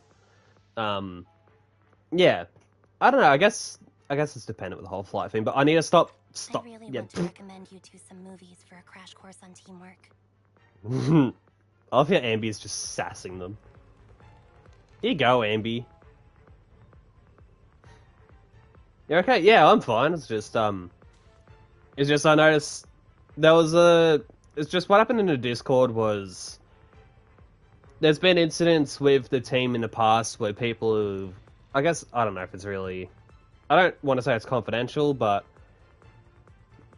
So I'll quickly explain. So I'm in a team called ELATION, and in the past, like, people who have been involved with ELATION, but who have also have had their own thing on the side. So, like, let's say they're in another team while being a part of ELATION, and they'll try and poach people, stuff like that. They'll try and take people who are involved with ELATION and take them over to this other team that they're in, and just steal resources, pretty much. And so in the Discord, there's like a zero tolerance policy for like promoting other teams and stuff, just because of that sort of thing, I think. I'm not entirely sure. There's a thing with the Discord anyway. Someone's promoted something that I don't think is allowed to be promoted in the Discord, so I just tipped off the team owners to it to say, hey, I don't know if this is okay. I don't know if you guys co-sign this, like if you guys let this clear. I thought I'd let you. Hey, Outcast with the... Wait, you weren't following me already? What the fuck? I thought this whole time you were following me, Outcast. What the fuck? I genuinely thought this whole time you were following me. Shit. Oh my god, the followers are coming in now. Thank you for the follow, Doom. I appreciate that. I've never followed a single account on Twitch ever. Really? Honestly, I swear at one point you might have had me followed like a couple years ago. I swear you did. I could be tweaking. I legit could be tweaking, but I swear you had me followed at one point. Like, a couple years back. I don't like notifications on my phone. Well, that's fair. But I guess there is also the option of turning off notifications as well, so... There is that. So worst case, just, like... turn Twitch notifications off on your phone. Like, I guess just go into settings and just... Yeah, that sort of shit. You could do that. Oh, I skipped that bit of dialogue. Fuck. No, you really enjoy posing as a leader, don't you? I believe everyone is well aware that within the Hollow, Master Proxy is the only leader. Do you enjoy arguing like this? Does this make you happy? Clearly it doesn't, Miss Anby. Okay. My other account only on my PC follows people, just not my phone account. ELATION Outcast on my PC account. Ah, righto. Okay. I don't know if you even have me followed on that one either. I'm just gonna skip through the dialogue at this point. We'll just... I might have to see if that one's following me, because I don't know. I don't think I've seen that, I don't know if I've seen that account. I'm gonna be honest. And, oh! Lord Bathan, there are too many ethereals here. That one has everyone followed. Raven uses it mostly. Ah, gotcha. Okay. Ah, what the fuck is this? Ah, okay. I get you. I get it. Ah, didn't mean to do that. No! Okay.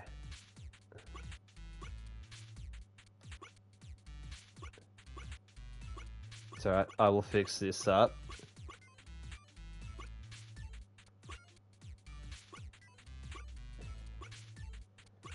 Okay. Slowly getting somewhere.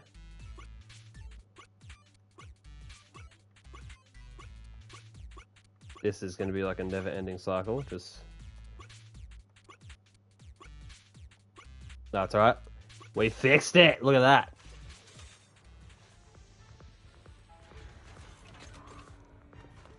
No, we'll just skip that a little bit. Okay, Vivian's just running off with the fucking ethereals. Lord Bathan, seems like we both need to press... Okay. But... Sure enough, Lord Bathan and I share a deeper connection. Oh, God. Sorry. I hope I'm not being too forward. Goodness me. Somehow I'm fighting alongside Lord Bathan. It's like all my dreams are coming true. Oh my God. I'm going to wake up any second now, aren't I? Why does shit honestly just like clap in front of Vivian's face to just be like, yes, fucking real. What is this game? So this is a game called Zenless Zone Zero. This is a... So, I doubt you've heard of, like, Genshin Impact or Honkai Star Rail. I doubt you've heard of either of those games. Pretty much, if you know what a gacha game is, this is a gacha game. I'm just doing the story. And pretty much the background is, the guy on the right is the main character, Wise. In this world, he is a proxy, so, like, he'll guide people through these things called hollows. I don't watch anime. Okay. It's basically a gambling game. People gamble for anime titties, okay? That's what this game is. It's gambling for anime titties. And wolf boys. In particular for this game. And the girl on the left here, Vivian, she's a new character. She'll be coming out in the next patch, I believe, which is coming up soon. I think she's a vampire. And she's a simp for the main character's previous works. This isn't a dream. I'm real. See? You can even hold my hand. Not only is Lord Phaethon incredible, but super kind. That's it. I pledge to be a die-hard Lord Phaethon fan until my very last breath.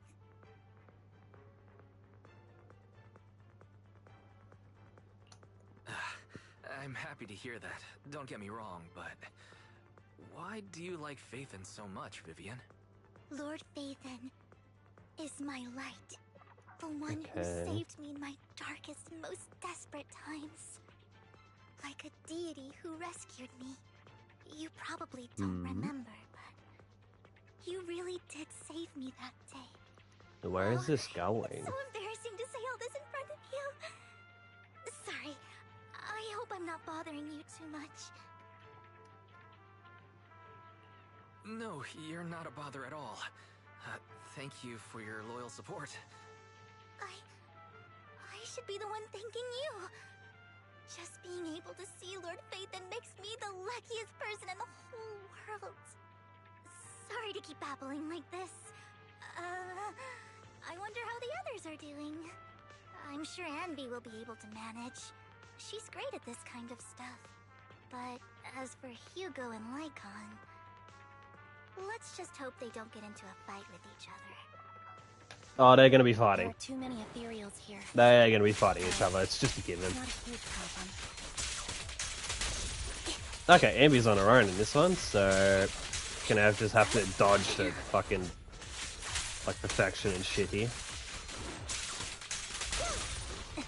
It'd be nice if I had my special attack, which I do now. I can't lie, I like how this S rank Ambi like plays.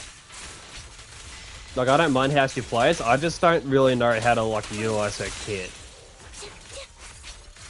Like what I figured out is just how to, I guess, cause the aftershock damage, which is like that symbol on the enemy. But I don't really know how to maximize it, sort of thing. I just... Okay, now on to the fun part. Probably where the biggest lore drops will be, or whatever. So just skip that. Here we go. So, we have to cooperate to solve this problem. That's a real shame. I have no intention of arguing with you right now. Master Proxy and Miss Vivian are elsewhere, and we must rendezvous with them post-haste. What a coincidence. That's exactly what I was thinking. Just this once, we should trust each other. For the Proxy. I have no objections. Very well. Then you'd better keep your word. I know you've never fully trusted me, Lycon. Even before it all fell apart. Do I really have to get into this shit now? Lycon is silent for quite a while, seeming to be caught at... You fucking... wanted to speak to me alone? I know you and Hugo are as thick as thieves and don't hide anything from one another. But you can't tell him what I'm about to tell you. Did something happen with him? Hugo is an intelligent and gifted child. He learns everything I teach with ease. In time, he'll grow beyond me. Reach a place where people will marvel and look up to him as a beacon. Yeah. As much as I hate to admit it, he always picks things up just a teeny bit quicker than me. But none of that matters, because I can overpower him easy. I don't think Bro, I have to choose my seat. for him. Don't you already have that predetermined? What do you mean? He bears a dark and painful past. What he was taught, the hatred he was faced with, everything he picked up. It's all become an integral, inseparable part of him. I believe that beautiful flowers can blossom even in the darkest abyss. But the roots of that flower would draw from evil instead of good. Hatred instead of love. No? Oh, okay. That's different. Like, with your situation, like, I'm stupid? I don't know. Ah. Because from my experience, like, when you buy the plane ticket, that's when you pick your seat. I guess that also depends on what sort of ticket you get. It could be different in other places, I'm just going off of my experience. It's a curse that flows through his lineage. A curse that fate branded him with. I've seen far too many people like that throughout this long life of mine. They struggle with this curse their whole lives. But they all end up failing in the end. The path of light is narrow and fleeting. And the darkness is filled with such temptation that dropping your guard for even just a moment can send you spiraling straight into the abyss. Do you mean Hugo's going to be a bad guy? I don't know. I hope he'll always stay true to his heart. That he won't give in to hatred and ambition. That he won't become the dragon that must be slain.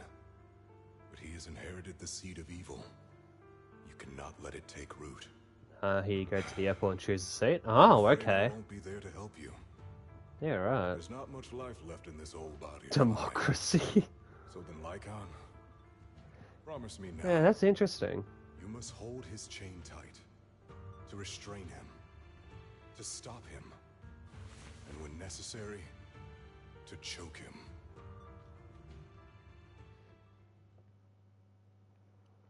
Back to the present. After a bout of not-so-happy cooperation, Lycon and Hugo finally managed to deal with the mechanism. You've become slow.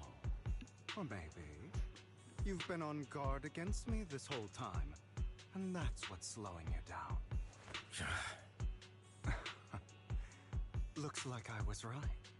Lycon, I hope you're aware that the one who betrayed Mockingbird and went to work for the Mayflowers was you. Not me. I would never betray my companion. I don't wish to repeat myself, but you should not break our oath. That's the path I've chosen, and I'm going to stick to it. But you know that path will lead you the wrong way. Who are you to lecture me about right and wrong? I believe any path that makes you feel pain must be the wrong one. Your disgusting sympathies make me sick, Lycon. There's only ever been one person who can kill me or save me, and that is me. Okay, Hugo, just be a fucking edgelord, why don't you? It worked. Okay, now... Oh, they're all here. Ambi's probably just staring at them like I'm sick of their fucking shit. After a while, the teams have completed their respective tasks. Everyone gathers again. I can't believe we're the last squad to arrive. Clearly, this is thanks to a certain somebody. You wouldn't have come in last place if you weren't so busy arguing. For perfectly coordinated partners such as Lord Faithen and I, coming in first place is to be expected. Shouldn't last place treat everyone else? Alright, fair enough. Once we complete the mission, I'll treat the proxy to a meal. Since when did we agree to a race? Everyone, the location marked on Bringer's notebook is not far from here. Let's move out. You hear strange noises coming from ahead. Okay. That was loud. What's happening up ahead? Hold on, everyone. I'll go check it out. It's probably multiple ethereals attacking. Just in case, I'll go with you. Vivian, you should go with them too. Keep an eye on Lycon, will you? I'm worried he might sell us out to the mayor when he gets the chance. I'd never do that. But if Miss Vivian wishes to join us, she's more than welcome. Okay. Then I'll go with you. You know what? London is absolutely overrated. I've never been up there. I mean, I haven't been out of the country, to be fair, but... I mean... I think my cousin's been to London. I could probably ask him. I want to say he's been to London. I know he's gone to Europe a couple times. Like, I know he's been to Dublin and shit, but... I want to say he's been to London. I don't know, London kind of just... It's just gloomy, because isn't it, like, always fucking raining over there? Like... It is cool, but absolutely overrated. I think it's just because London's just got that so much fame behind it. I think that's why, like, it's all, you know, G'd up to be something more than probably what a lot of people think it actually is. It's more, I guess, hyped up than... It's like the expectation versus reality thing. Like, there's so much expectation of London, and then, you know, as people kind of realize, like, it's not all it's cracked up to be, sort of thing. The river next to Big Brent is brown. Yeah, then again, there's so many rivers. Like, there's one down here in Melbourne. Down here, like, there's a river that runs through an area in the city. And, yeah, it's just brown. Like, a lot of the water is not actually clean. Like, you know, when all these cities and shit actually have fucking, like, rivers or streams going through them, it's never, like, clean water. It's not, like, safe water to just touch or anything. It's always shit. Probably, like, literally and metaphorically. Why do you look so nervous? I've spent so much time by your side already. I need to get away from Lord Phaethon for a little bit, or I might die from this overwhelming happiness. If that's the case, Miss Vivian, feel free to come along with me. Okay. Alright. Vivian stumbles off with Lycon as if in a daze. So, how does it feel to be worshipped, Lord Phaethon? Feels weird. You had that figured out a while ago, didn't you? Sharp as always. But of course, I couldn't spoil it for her. The only She has good to thing is the figure it out weather. on her own. That's what makes it special. No, isn't it? Yeah, because, like, I think a lot of the time... I could be mixing London up with a different spot in the UK. But, like, isn't it, like, a lot of the time it's just overcast? And, like, it tends to rain a fair bit? Like, I don't know if I've got that wrong. My control almost slid off of my leg. Because, like, down here where I am, for example, like, the weather is just, it's extremely inconsistent. Like, this week, it was mostly, it started off cold. Like, it started warming up in this back end of a week, but it's been, like, mostly cold. Up until, like, yesterday. Not only that, you asked Lycon and Vivian to leave for some reason. Is there something you'd like to say to me? I can't keep anything from you, can I? It's still better from where I came. In Saudi, it's literally 40 degrees Celsius. Yeah, fuck that. Yeah, so from what I would know about Saudi, like, it's pretty fucking hot there. Like, but I think that's kind of just, if I'm not mistaken, that might just be, like, the Middle East in general. It's just, like, a really... I think it's because of the environment as well. Like, a lot of it's more just... I think like there's a lot of desert area in that like section of the world, so like that doesn't help in terms of the heat. Like it gets pretty warm down here in Australia. It gets really fucking warm down here. Like it'll hit 40 degrees Celsius because it's in the middle of the fucking earth. Yeah, there's also that. Like if you're closer to the equator, it's just gonna be hotter. It's like what my missus or my girlfriend deals with, because like me and her live like on opposite sides of Australia. Like I'm down south towards the bottom of the country, so it's a lot colder down here, and she lives up north, so it's a lot hotter up there. Like I went up there during winter a couple of years ago, and it was winter. It was like the end of July, start of August. It's like down here, it's fucking cold. But up there, it was like 30 degrees Celsius like every day. I was walking around in a t-shirt and shorts, and I was like, this feels nice. Like I could wear jeans during the night if we were going out and about, and I was comfortable.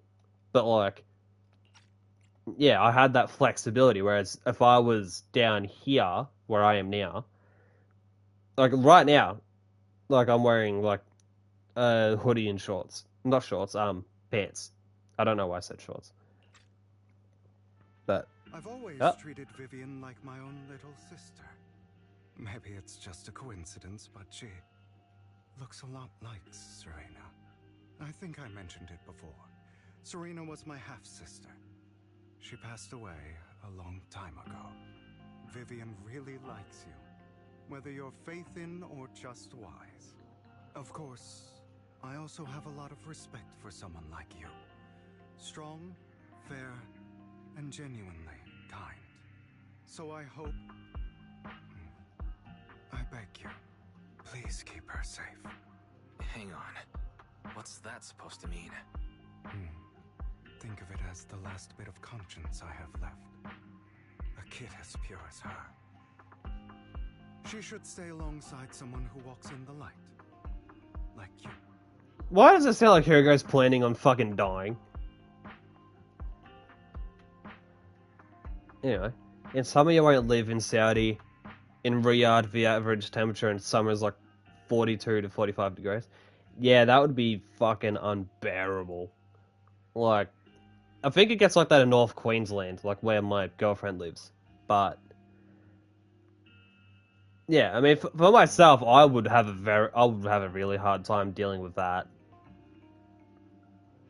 Like, I would be fucking struggling. I know that for sure. But then again, I'm climatized to more sort of colder weather than I am like hot weather. So that doesn't exactly help my case very much. Not even Vivian can agree with all my beliefs. One day we'll go our separate ways. Your beliefs? What do you mean exactly? You probably heard from Lycon. We swore an oath when we started Mockingbird. We swore to use our own hands to right the wrongs in this world. But never, under any circumstances, would we take another human life.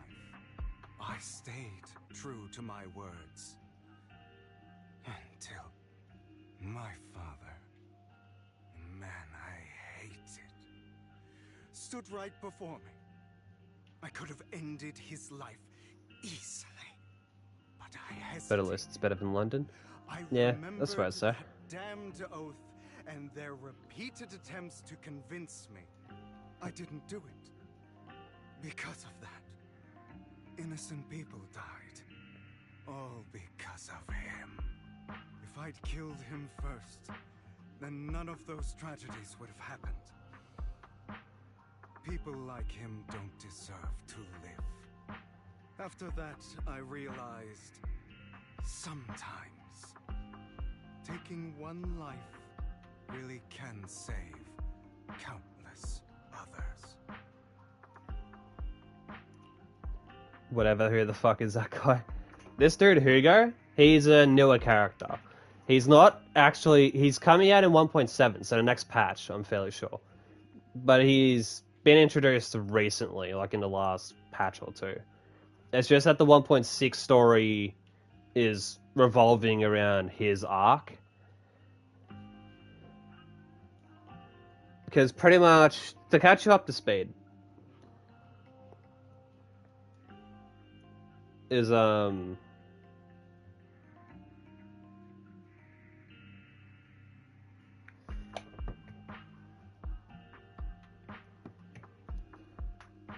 so, to catch you up to speed, like, as you may know, each patch has kind of focused on a different faction, or at least a certain thing.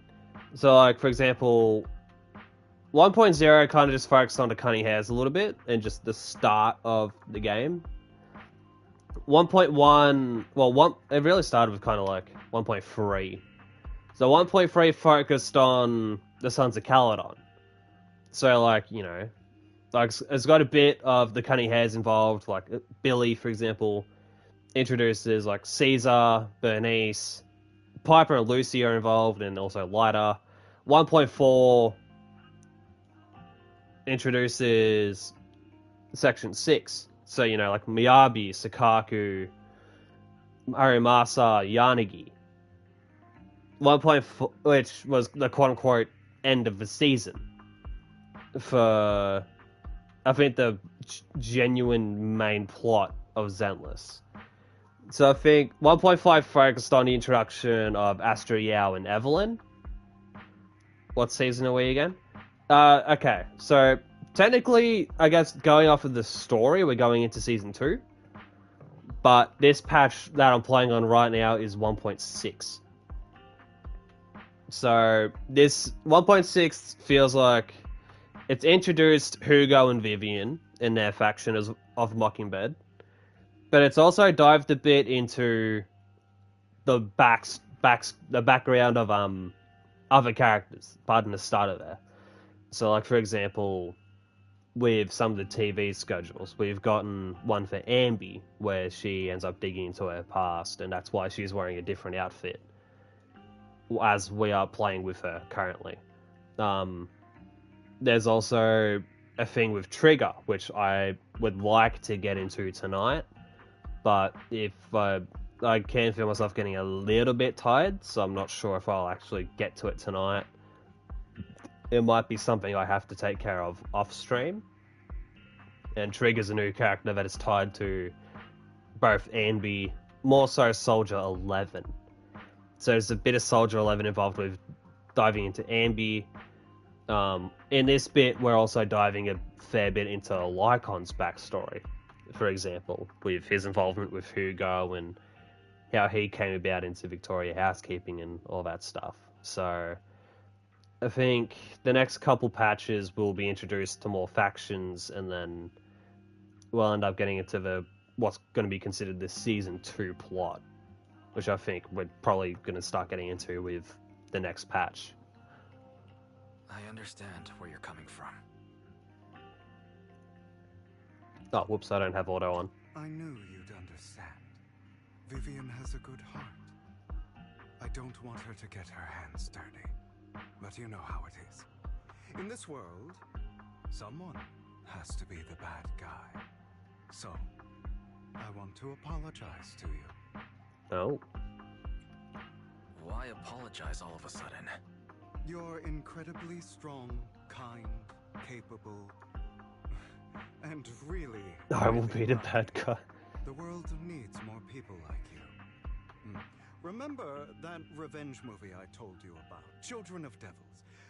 I still haven't found it, but I came across another videotape with the same name. Because the thing is, like with Hugo, that story, the Children of Devils are he gives me a little bit of an Astarion vibe from Baldur's Gate. Sorry for rambling. But it's also like, he is just a fucking edgelord. Please. Just with his, like, ideologies and shit. Like, he's just the shit he says. He's just a fucking edgelord. But yeah, this Ambi here. So, I'm not meaning to, like, try and zoom in and look underneath. I'm just trying to have the camera closer so you can see Ambi a bit better. Yep, see it? Yep. So this is an S-rank version of Ambi that ties into her backstory, like in her past and shit. So that's what this outfit is in this version of Ambi. It's the same Ambi as the original version that we know her as. But yeah. Nope. What's this? Giant ether crystal. What is this? It looks like a cocoon. Careful, everyone. If I'm not mistaken, that's a sacrifice in there. It appears to be in hibernation. We don't know when it'll wake up. If it does wake up, we'll be in serious trouble. Wait, those spots Bringer marked in his notebook. Are you saying each one might have a sacrifice like this? That means there must be at least a dozen of them. And that's only counting the ones we know so far. These sacrifices may still be hibernating, but the fact that there are so many of them out there is terrifying. The Exaltists must have a way to revive them. And I hope not. That's not all. These sacrifices can exist outside the Hollows. If they make their way into populated areas... I'm afraid it will lead to a catastrophic disaster likened to the fall of the old capital. That's almost certainly what they meant by vengeance against all New Eridu. Let's find a way to get rid of these sacrifices. We can't let the Exaltists have them. Is there any characters I can get by challenges? I mean, every now and then there is events where you can get a free 4-star. Otherwise, I don't think there's really any methods of getting new characters outside of rolling on banners. But if you end up playing the game... I mean, right now, there's actually an event with a new 4-star in it. It doesn't have long left. Like, I think it's only got a week left, because I need to do it myself. So I've only done, like, one thing for it. I need to actually do the event, so I'll be doing that over the weekend.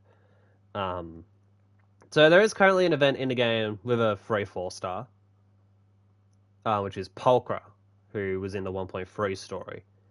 So if you've seen any, like, memes of Bernice, like any edits of Bernice and with like how she fights like the cat firing in the story, that's Pulchra. They've actually made her into a playable character.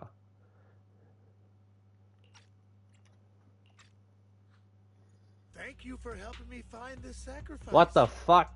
But sorry, kids. You won't be the ones to keep... Why the fuck's Hartman here? That annoying old man. Why is he here? Here you go. I'd advise you to choose your words wisely, young lady. Who the fuck is he? This dude is like the villain of this So it was you. chapter. Oh, I know you. I heard about what happened to your friend. Truly unfortunate. If only she'd been smarter. Huh? It seems your goal was this sacrifice all along. You've been tailing us, haven't you? Keeping your distance so that I wouldn't notice. As expected of a Wolf Thyran, you are very perceptive. That's right. All thanks to your ex-partner, we were able to carry out our plan smoothly. My ex-partner? Here you go. I'm not exactly happy being called that, but what he said is true. Hugo takes one step forward, then walks over to that bitch. Wait, Hugo, what do you mean? I made a deal with Mr. Hartman in advance. So, would you kindly step aside and let us have this? Okay, so obviously the rest of them didn't know about this before. You can choose to refuse, but if you do, then I'll have to take coercive measures. What did you offer him? Everything we know about the sacrifices plus the core itself. But why? It's simple. I want to climb higher. Mr. Hartman offered me a chance to join Tops. Who could say no to that?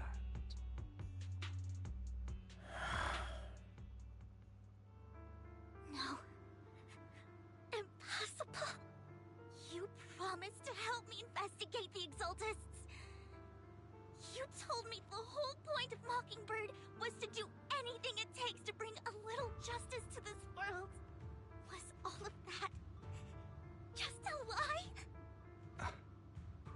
just too gullible, Vivian. I also told you, everybody lies. To hide their true intentions, people lie so smoothly, they don't even bat an eye. You... What a wonderful show of I'm kind of hoping this is going to be a twist from Hugo here, where he actually turns on Hartman. interest in your little feud. But would you all be so kind as to step aside? My men still have some delicate handiwork to do. To extract that sacrifice behind you. Is it Eleanor? Yeah, see, I told you. Oh, Ambi's taking a stand. Let's go! Why in the world would you do that? I think we're getting a boss fight in our hands here. Why not focus your energy on the battle ahead? I think we're about to be entering a boss fight very soon. This just has that vibe to it. Your plans will never succeed. Ow! It's useless. Don't you get it? You're not just going against the people in front of you. You're not going against me. Wait a minute. Stay calm. Rather, entire Ravenlock family, even the whole of Tops. There's no chance of victory for you. There's gonna be a chance because you're not getting away with this, buddy. And they fucking took it. Bastards. They've already escaped through the fissure with the sacrifice. We have to catch up. We can't let them have the sacrifice. Alright, Lycon, your time to shine, buddy.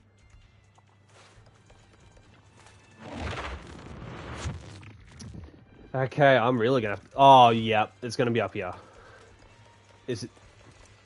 Why did it ping to the elevator here? Why did the game do that just now? Like, the camera, like, panned towards that.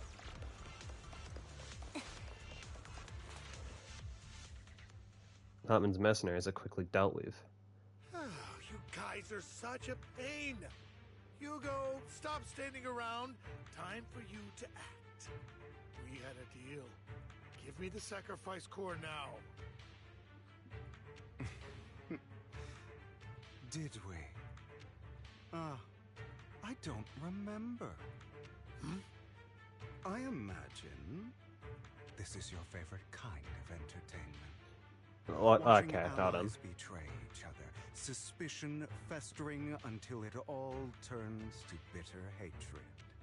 Seeing people tear each other apart like wild beasts, just like your decaying family. Does it comfort that dead conscience of yours? What's that supposed to mean? I am loving the look on your face right now. Right when you think you've succeeded, I'm here to tell you it was all fake. None of it was real.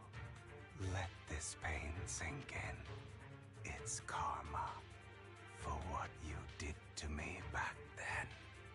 You're insane. I have no idea what you're talking about. You still don't recognize me, do you? Let me give you a little hint. My full name is Hugo Vlad Ravenlock. Oh. Impossible. You're part of our family? I may be an illegitimate child, but I have the same blood flowing in my veins as you. I know you. You're that bastard of his. Damn it. I could have sworn you were already. My dear uncle. You were never worthy of your position. You have no claim to the Ravenlock lineage. You may have killed all of my father's other children, but sorry to disappoint. I'm still alive. I am the true heir to the Ravenlock family. You're a bastard. You have no right to inherit the family. That's not for you to decide. Master Edmund is very supportive of my claim.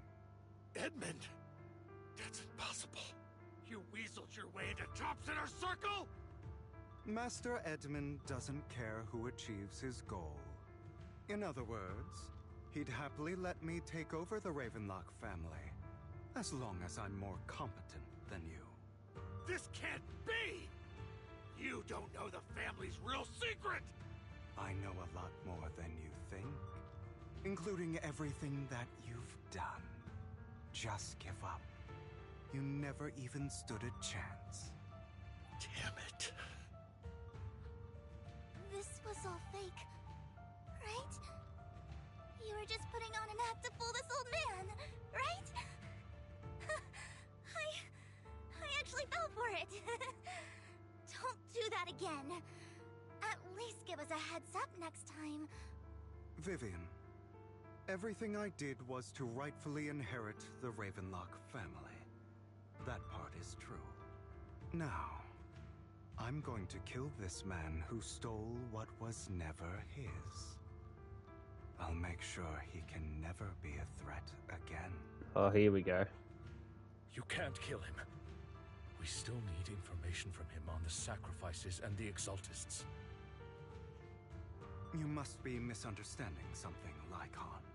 Just like you chose the mayor, I chose Tops. At least for now, Tops has the same interests as me. I'm not going to harm my own self-interests.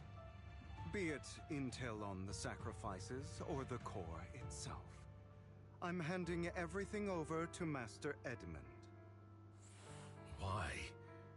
I just want to take back what's mine. If fate is not willing to give me justice, Damn, is that killing? then I'll just have to see Yeah, well, I it mean, the with character my died own earlier hands. in the stream. Stealing, robbing, lying, or betraying. I'll do whatever it takes. Even if it means selling your soul to the devil? You know about the power struggle between Tops and City Hall. Those elites at Tops would be only too happy to see the Exaltists plotting a grand attack on New Eridu using sacrifices. That would severely harm the Mayflower's reputation and approval rating in New Eridu. And that's exactly what Tops wants to see. If that happens, countless people will die! I'm sorry it has to be this way, but I have to do this. I'm going to get everything Master Edmund wants. Inherit the Ravenlock name, climb to the top. And then I'll be able to change everything for good. For a permanent and absolute victory. We must endure the pain of cutting away rotten flesh. And persevere through the darkest hour before dawn. Someone has to do it.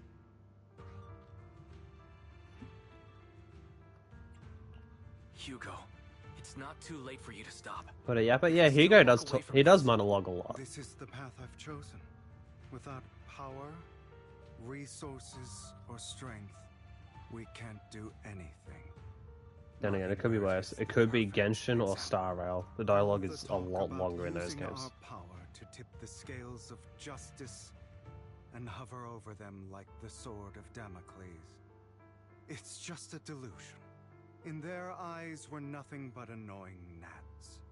Mockingbird has never really changed anything, or saved anyone. Never in the past, not now, and never will in the future. None of it matters.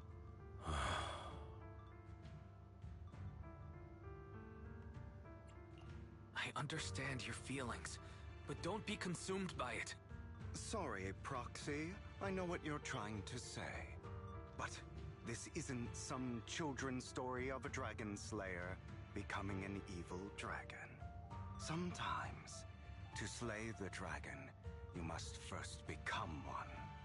With sharp claws, rending fangs, and strength enough to destroy anything. So I will bloody my hands.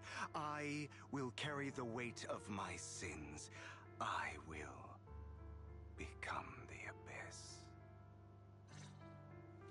And yeah, I was right. We're fighting Hugo now.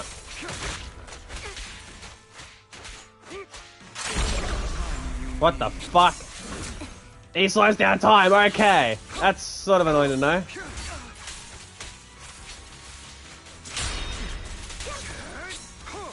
No, I was dodging. I was pressing X. No, Ambi, let's get your special attack up.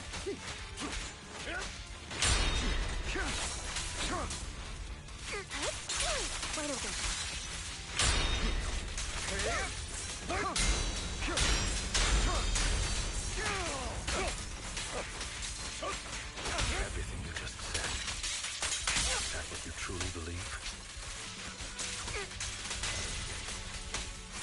Okay, well, we got him stunned for a second.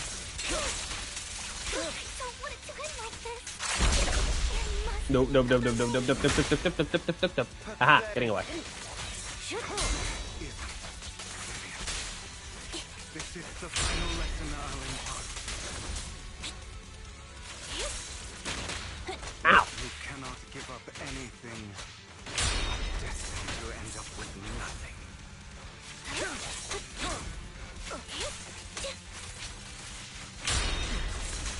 Truth be told, Proxy, I envy you.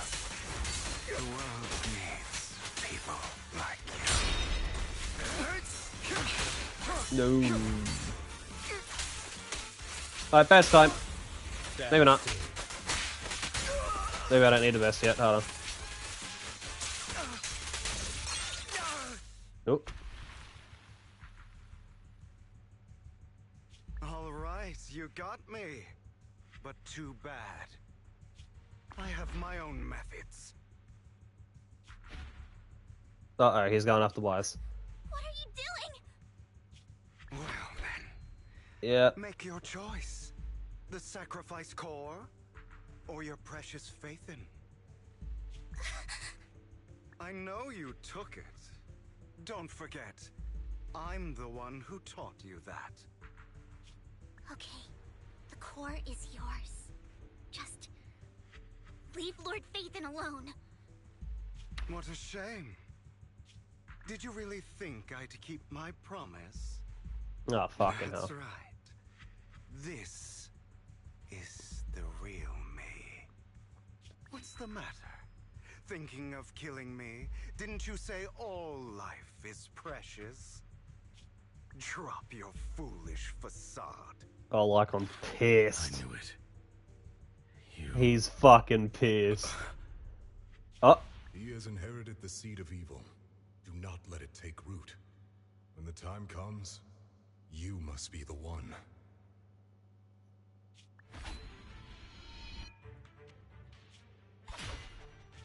Oh. Uh-oh. Go on, kill me. If you've got the guts. Do it. Hartman's looking at the core, but Ambi's right there. Oh!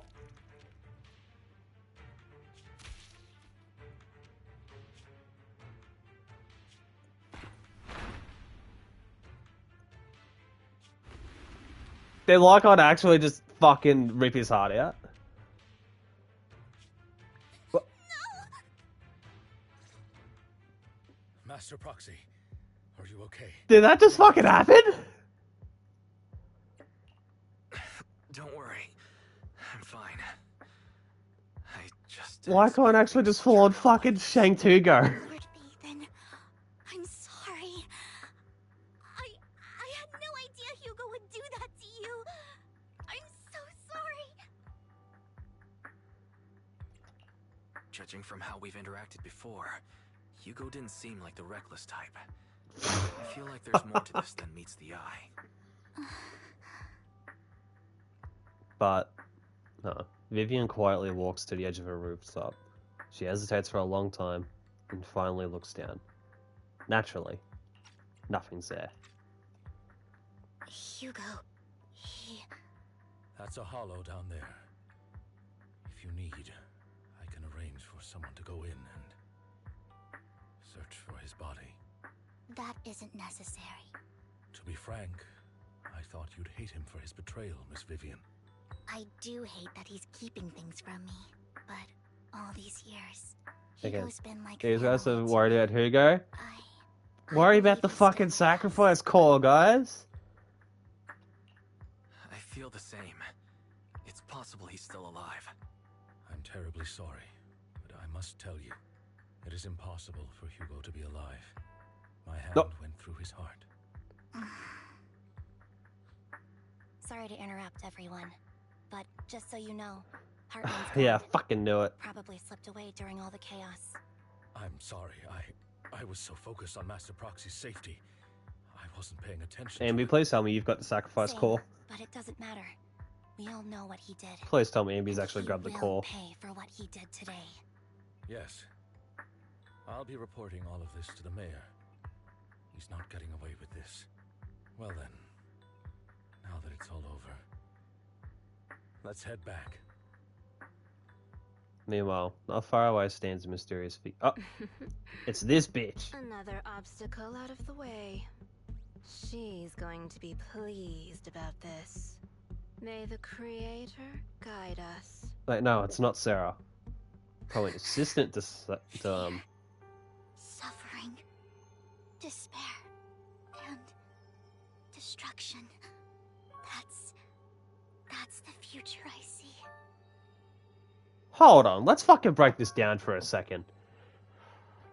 Wise has wings. And Vivian's up there, Vivian's below him, holding a hand up to him. What the fuck does that mean? Huh? Don't tell me that means there's a hint that something's gonna happen to fucking Wise. After exiting the hollow, Lycon takes his leave while Vivian returns to the video store with us. But for some reason, she remains silent the entire way.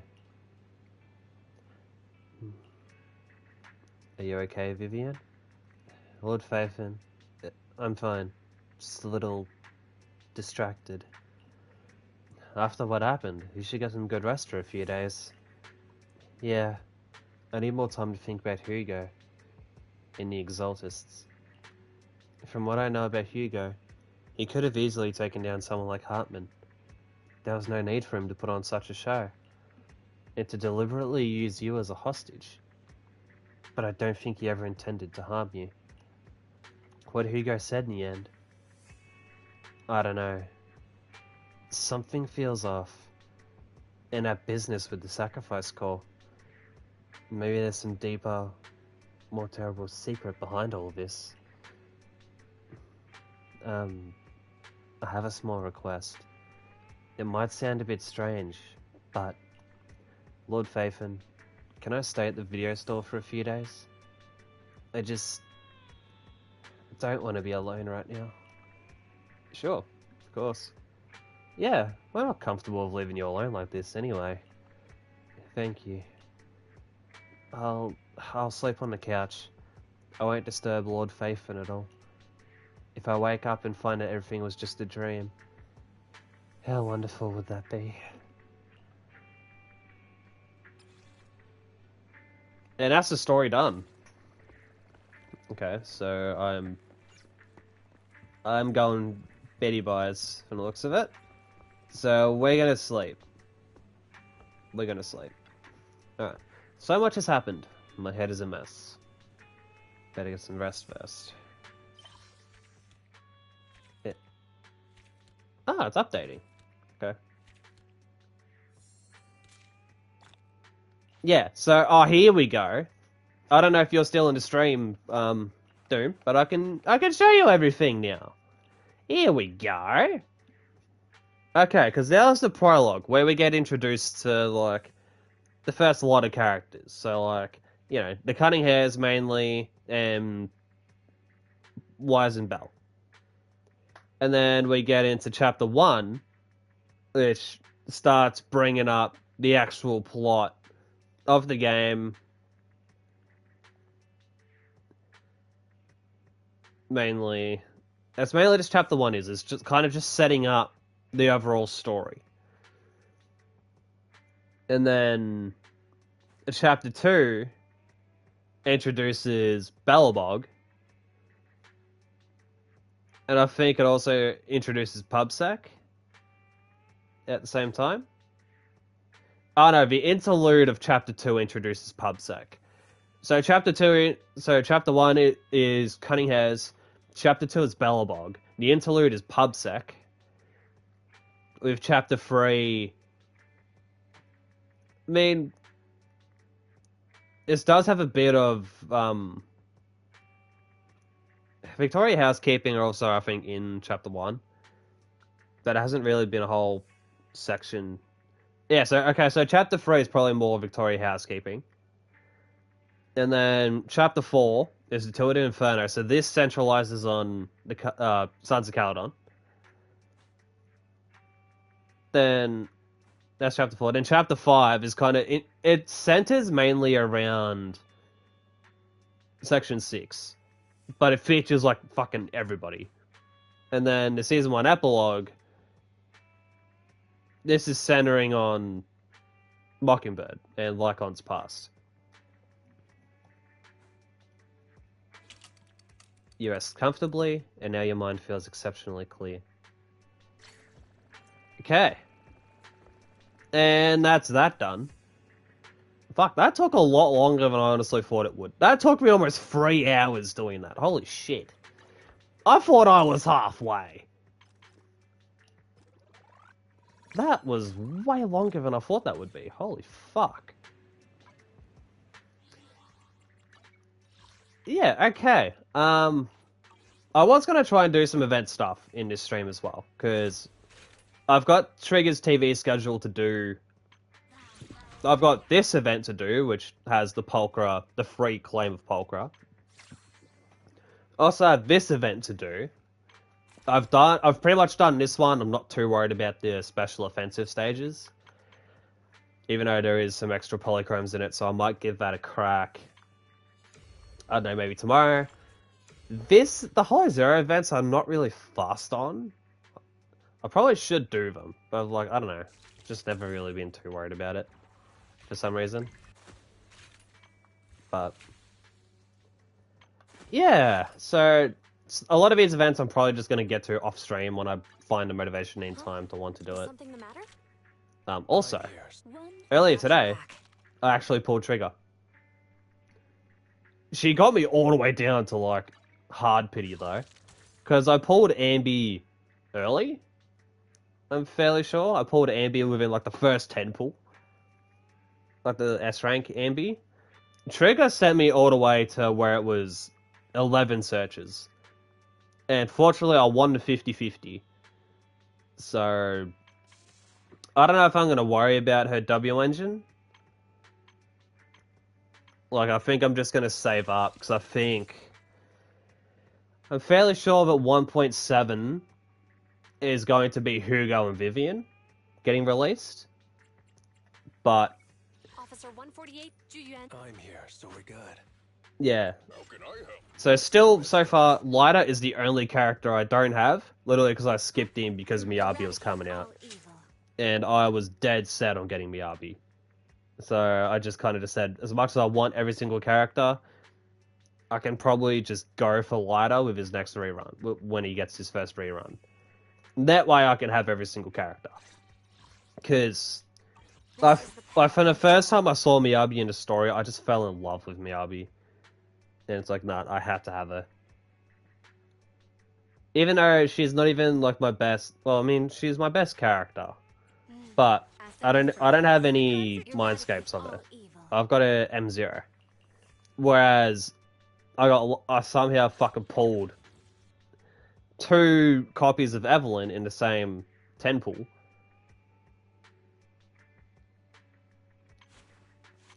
I do need to do a bit of work on Evelyn though. But, Protect you from any danger. yeah. But that was a fucking interesting direction for the story to go. I honestly didn't think that Hugo was going to get killed off. I thought, yeah, he's probably going to be a boss fight. I figured it was going to turn into Hugo being a boss fight at some point. So I bet you if I go to the HIA right now, just have a quick look. I bet ya he'll probably be a boss fight on here. We'll do expert challenge. Okay, so those are the burnouts right now. So that's Lycon, Chingy, and Billy. This one's... Okay, so I'd need to do this one for S-Rank, Anby, and Trigger. Maybe I'll do that with my battery tomorrow, is do these two. How long's the burnout got? It's got 10 days. Okay, it's got plenty of time. Yeah, because I think... Okay, maybe it's not here. Maybe it's Notorious Hunt. Let me go to... Outpost. I went past it. I tend to do that a lot. So let's go Notorious Hunt. Let me check mission details. Let's see. So there's the Butcher, Corruption Complex. Oh no, there's no boss fight for Hugo at all. He was just basically just in-story boss fight. But there doesn't seem to be like any actual...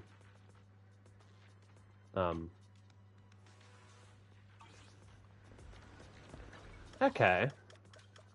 Oh, I guess I'm just going to leave it at the video store then. I guess I'll settle here. But, yeah, that's a really interesting way for the story to go. Especially with... Well, I don't believe Hugo's dead. Despite the emphasis in the text with Lycon being like, there's no chance he's alive, I put my hand through his heart.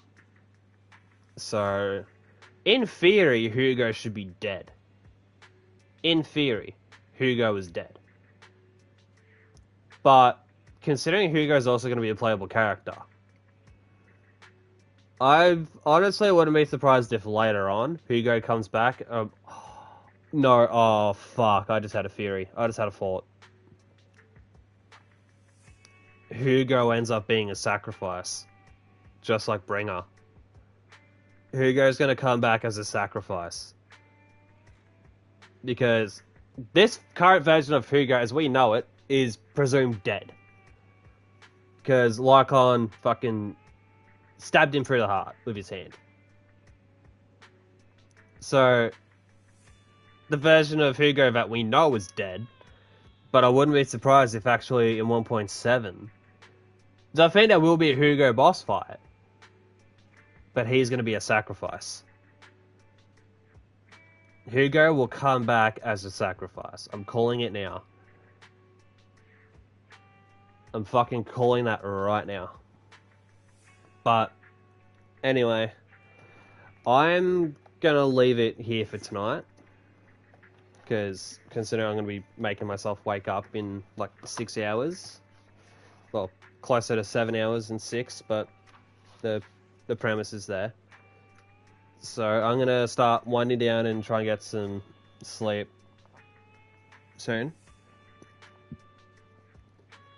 But, yeah, I appreciate everyone coming in and being on this journey with the Zenless story.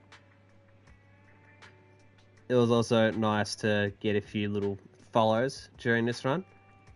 So, yeah, hopefully over the next little while I can kind of get some more things going with the stream. Primarily just mixing it up a bit more with games. Like, I've been saying it for a while now that I want to do more stuff. It's just a matter of, it'll probably...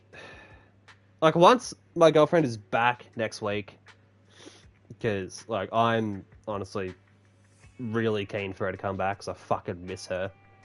Like, she's been gone all week. Like, I've been able to have little chats with her here and there, but it's not the same. Like, I will admit, I fucking miss her. So I'm really looking forward to her coming back this week, coming up. Like, I think she'll be back hopefully Wednesday. I want to say she'll be back, so she'll still be out for the weekend. I know I'll hear from her a little bit tomorrow because of what she's doing, and I'll need my phone ready. But yeah, I'll be live again tomorrow at some stage with Black Ops 6. I'm gonna more than likely smash out some pubs and whatnot. I'm not sure when I'll put the stream up. Not sure when it'll happen, because yeah, after the thing I'm waking up for, I might sleep after, depending on what happens, like just to have myself a little bit more refreshed and get myself going a bit. Worst case, I'll probably just be awake all day and just probably crash it, be overtired tomorrow night. It's like later on. I don't know. The stream will happen at some point. I just don't know when. But for now, I'm gonna leave it here. Again, I appreciate everyone who stopped in and chilled out, even if it was for a little bit. I appreciate the follows. And I will hopefully catch you all possibly tomorrow, if not, some other stream down the road. For now, let's go down the elevator.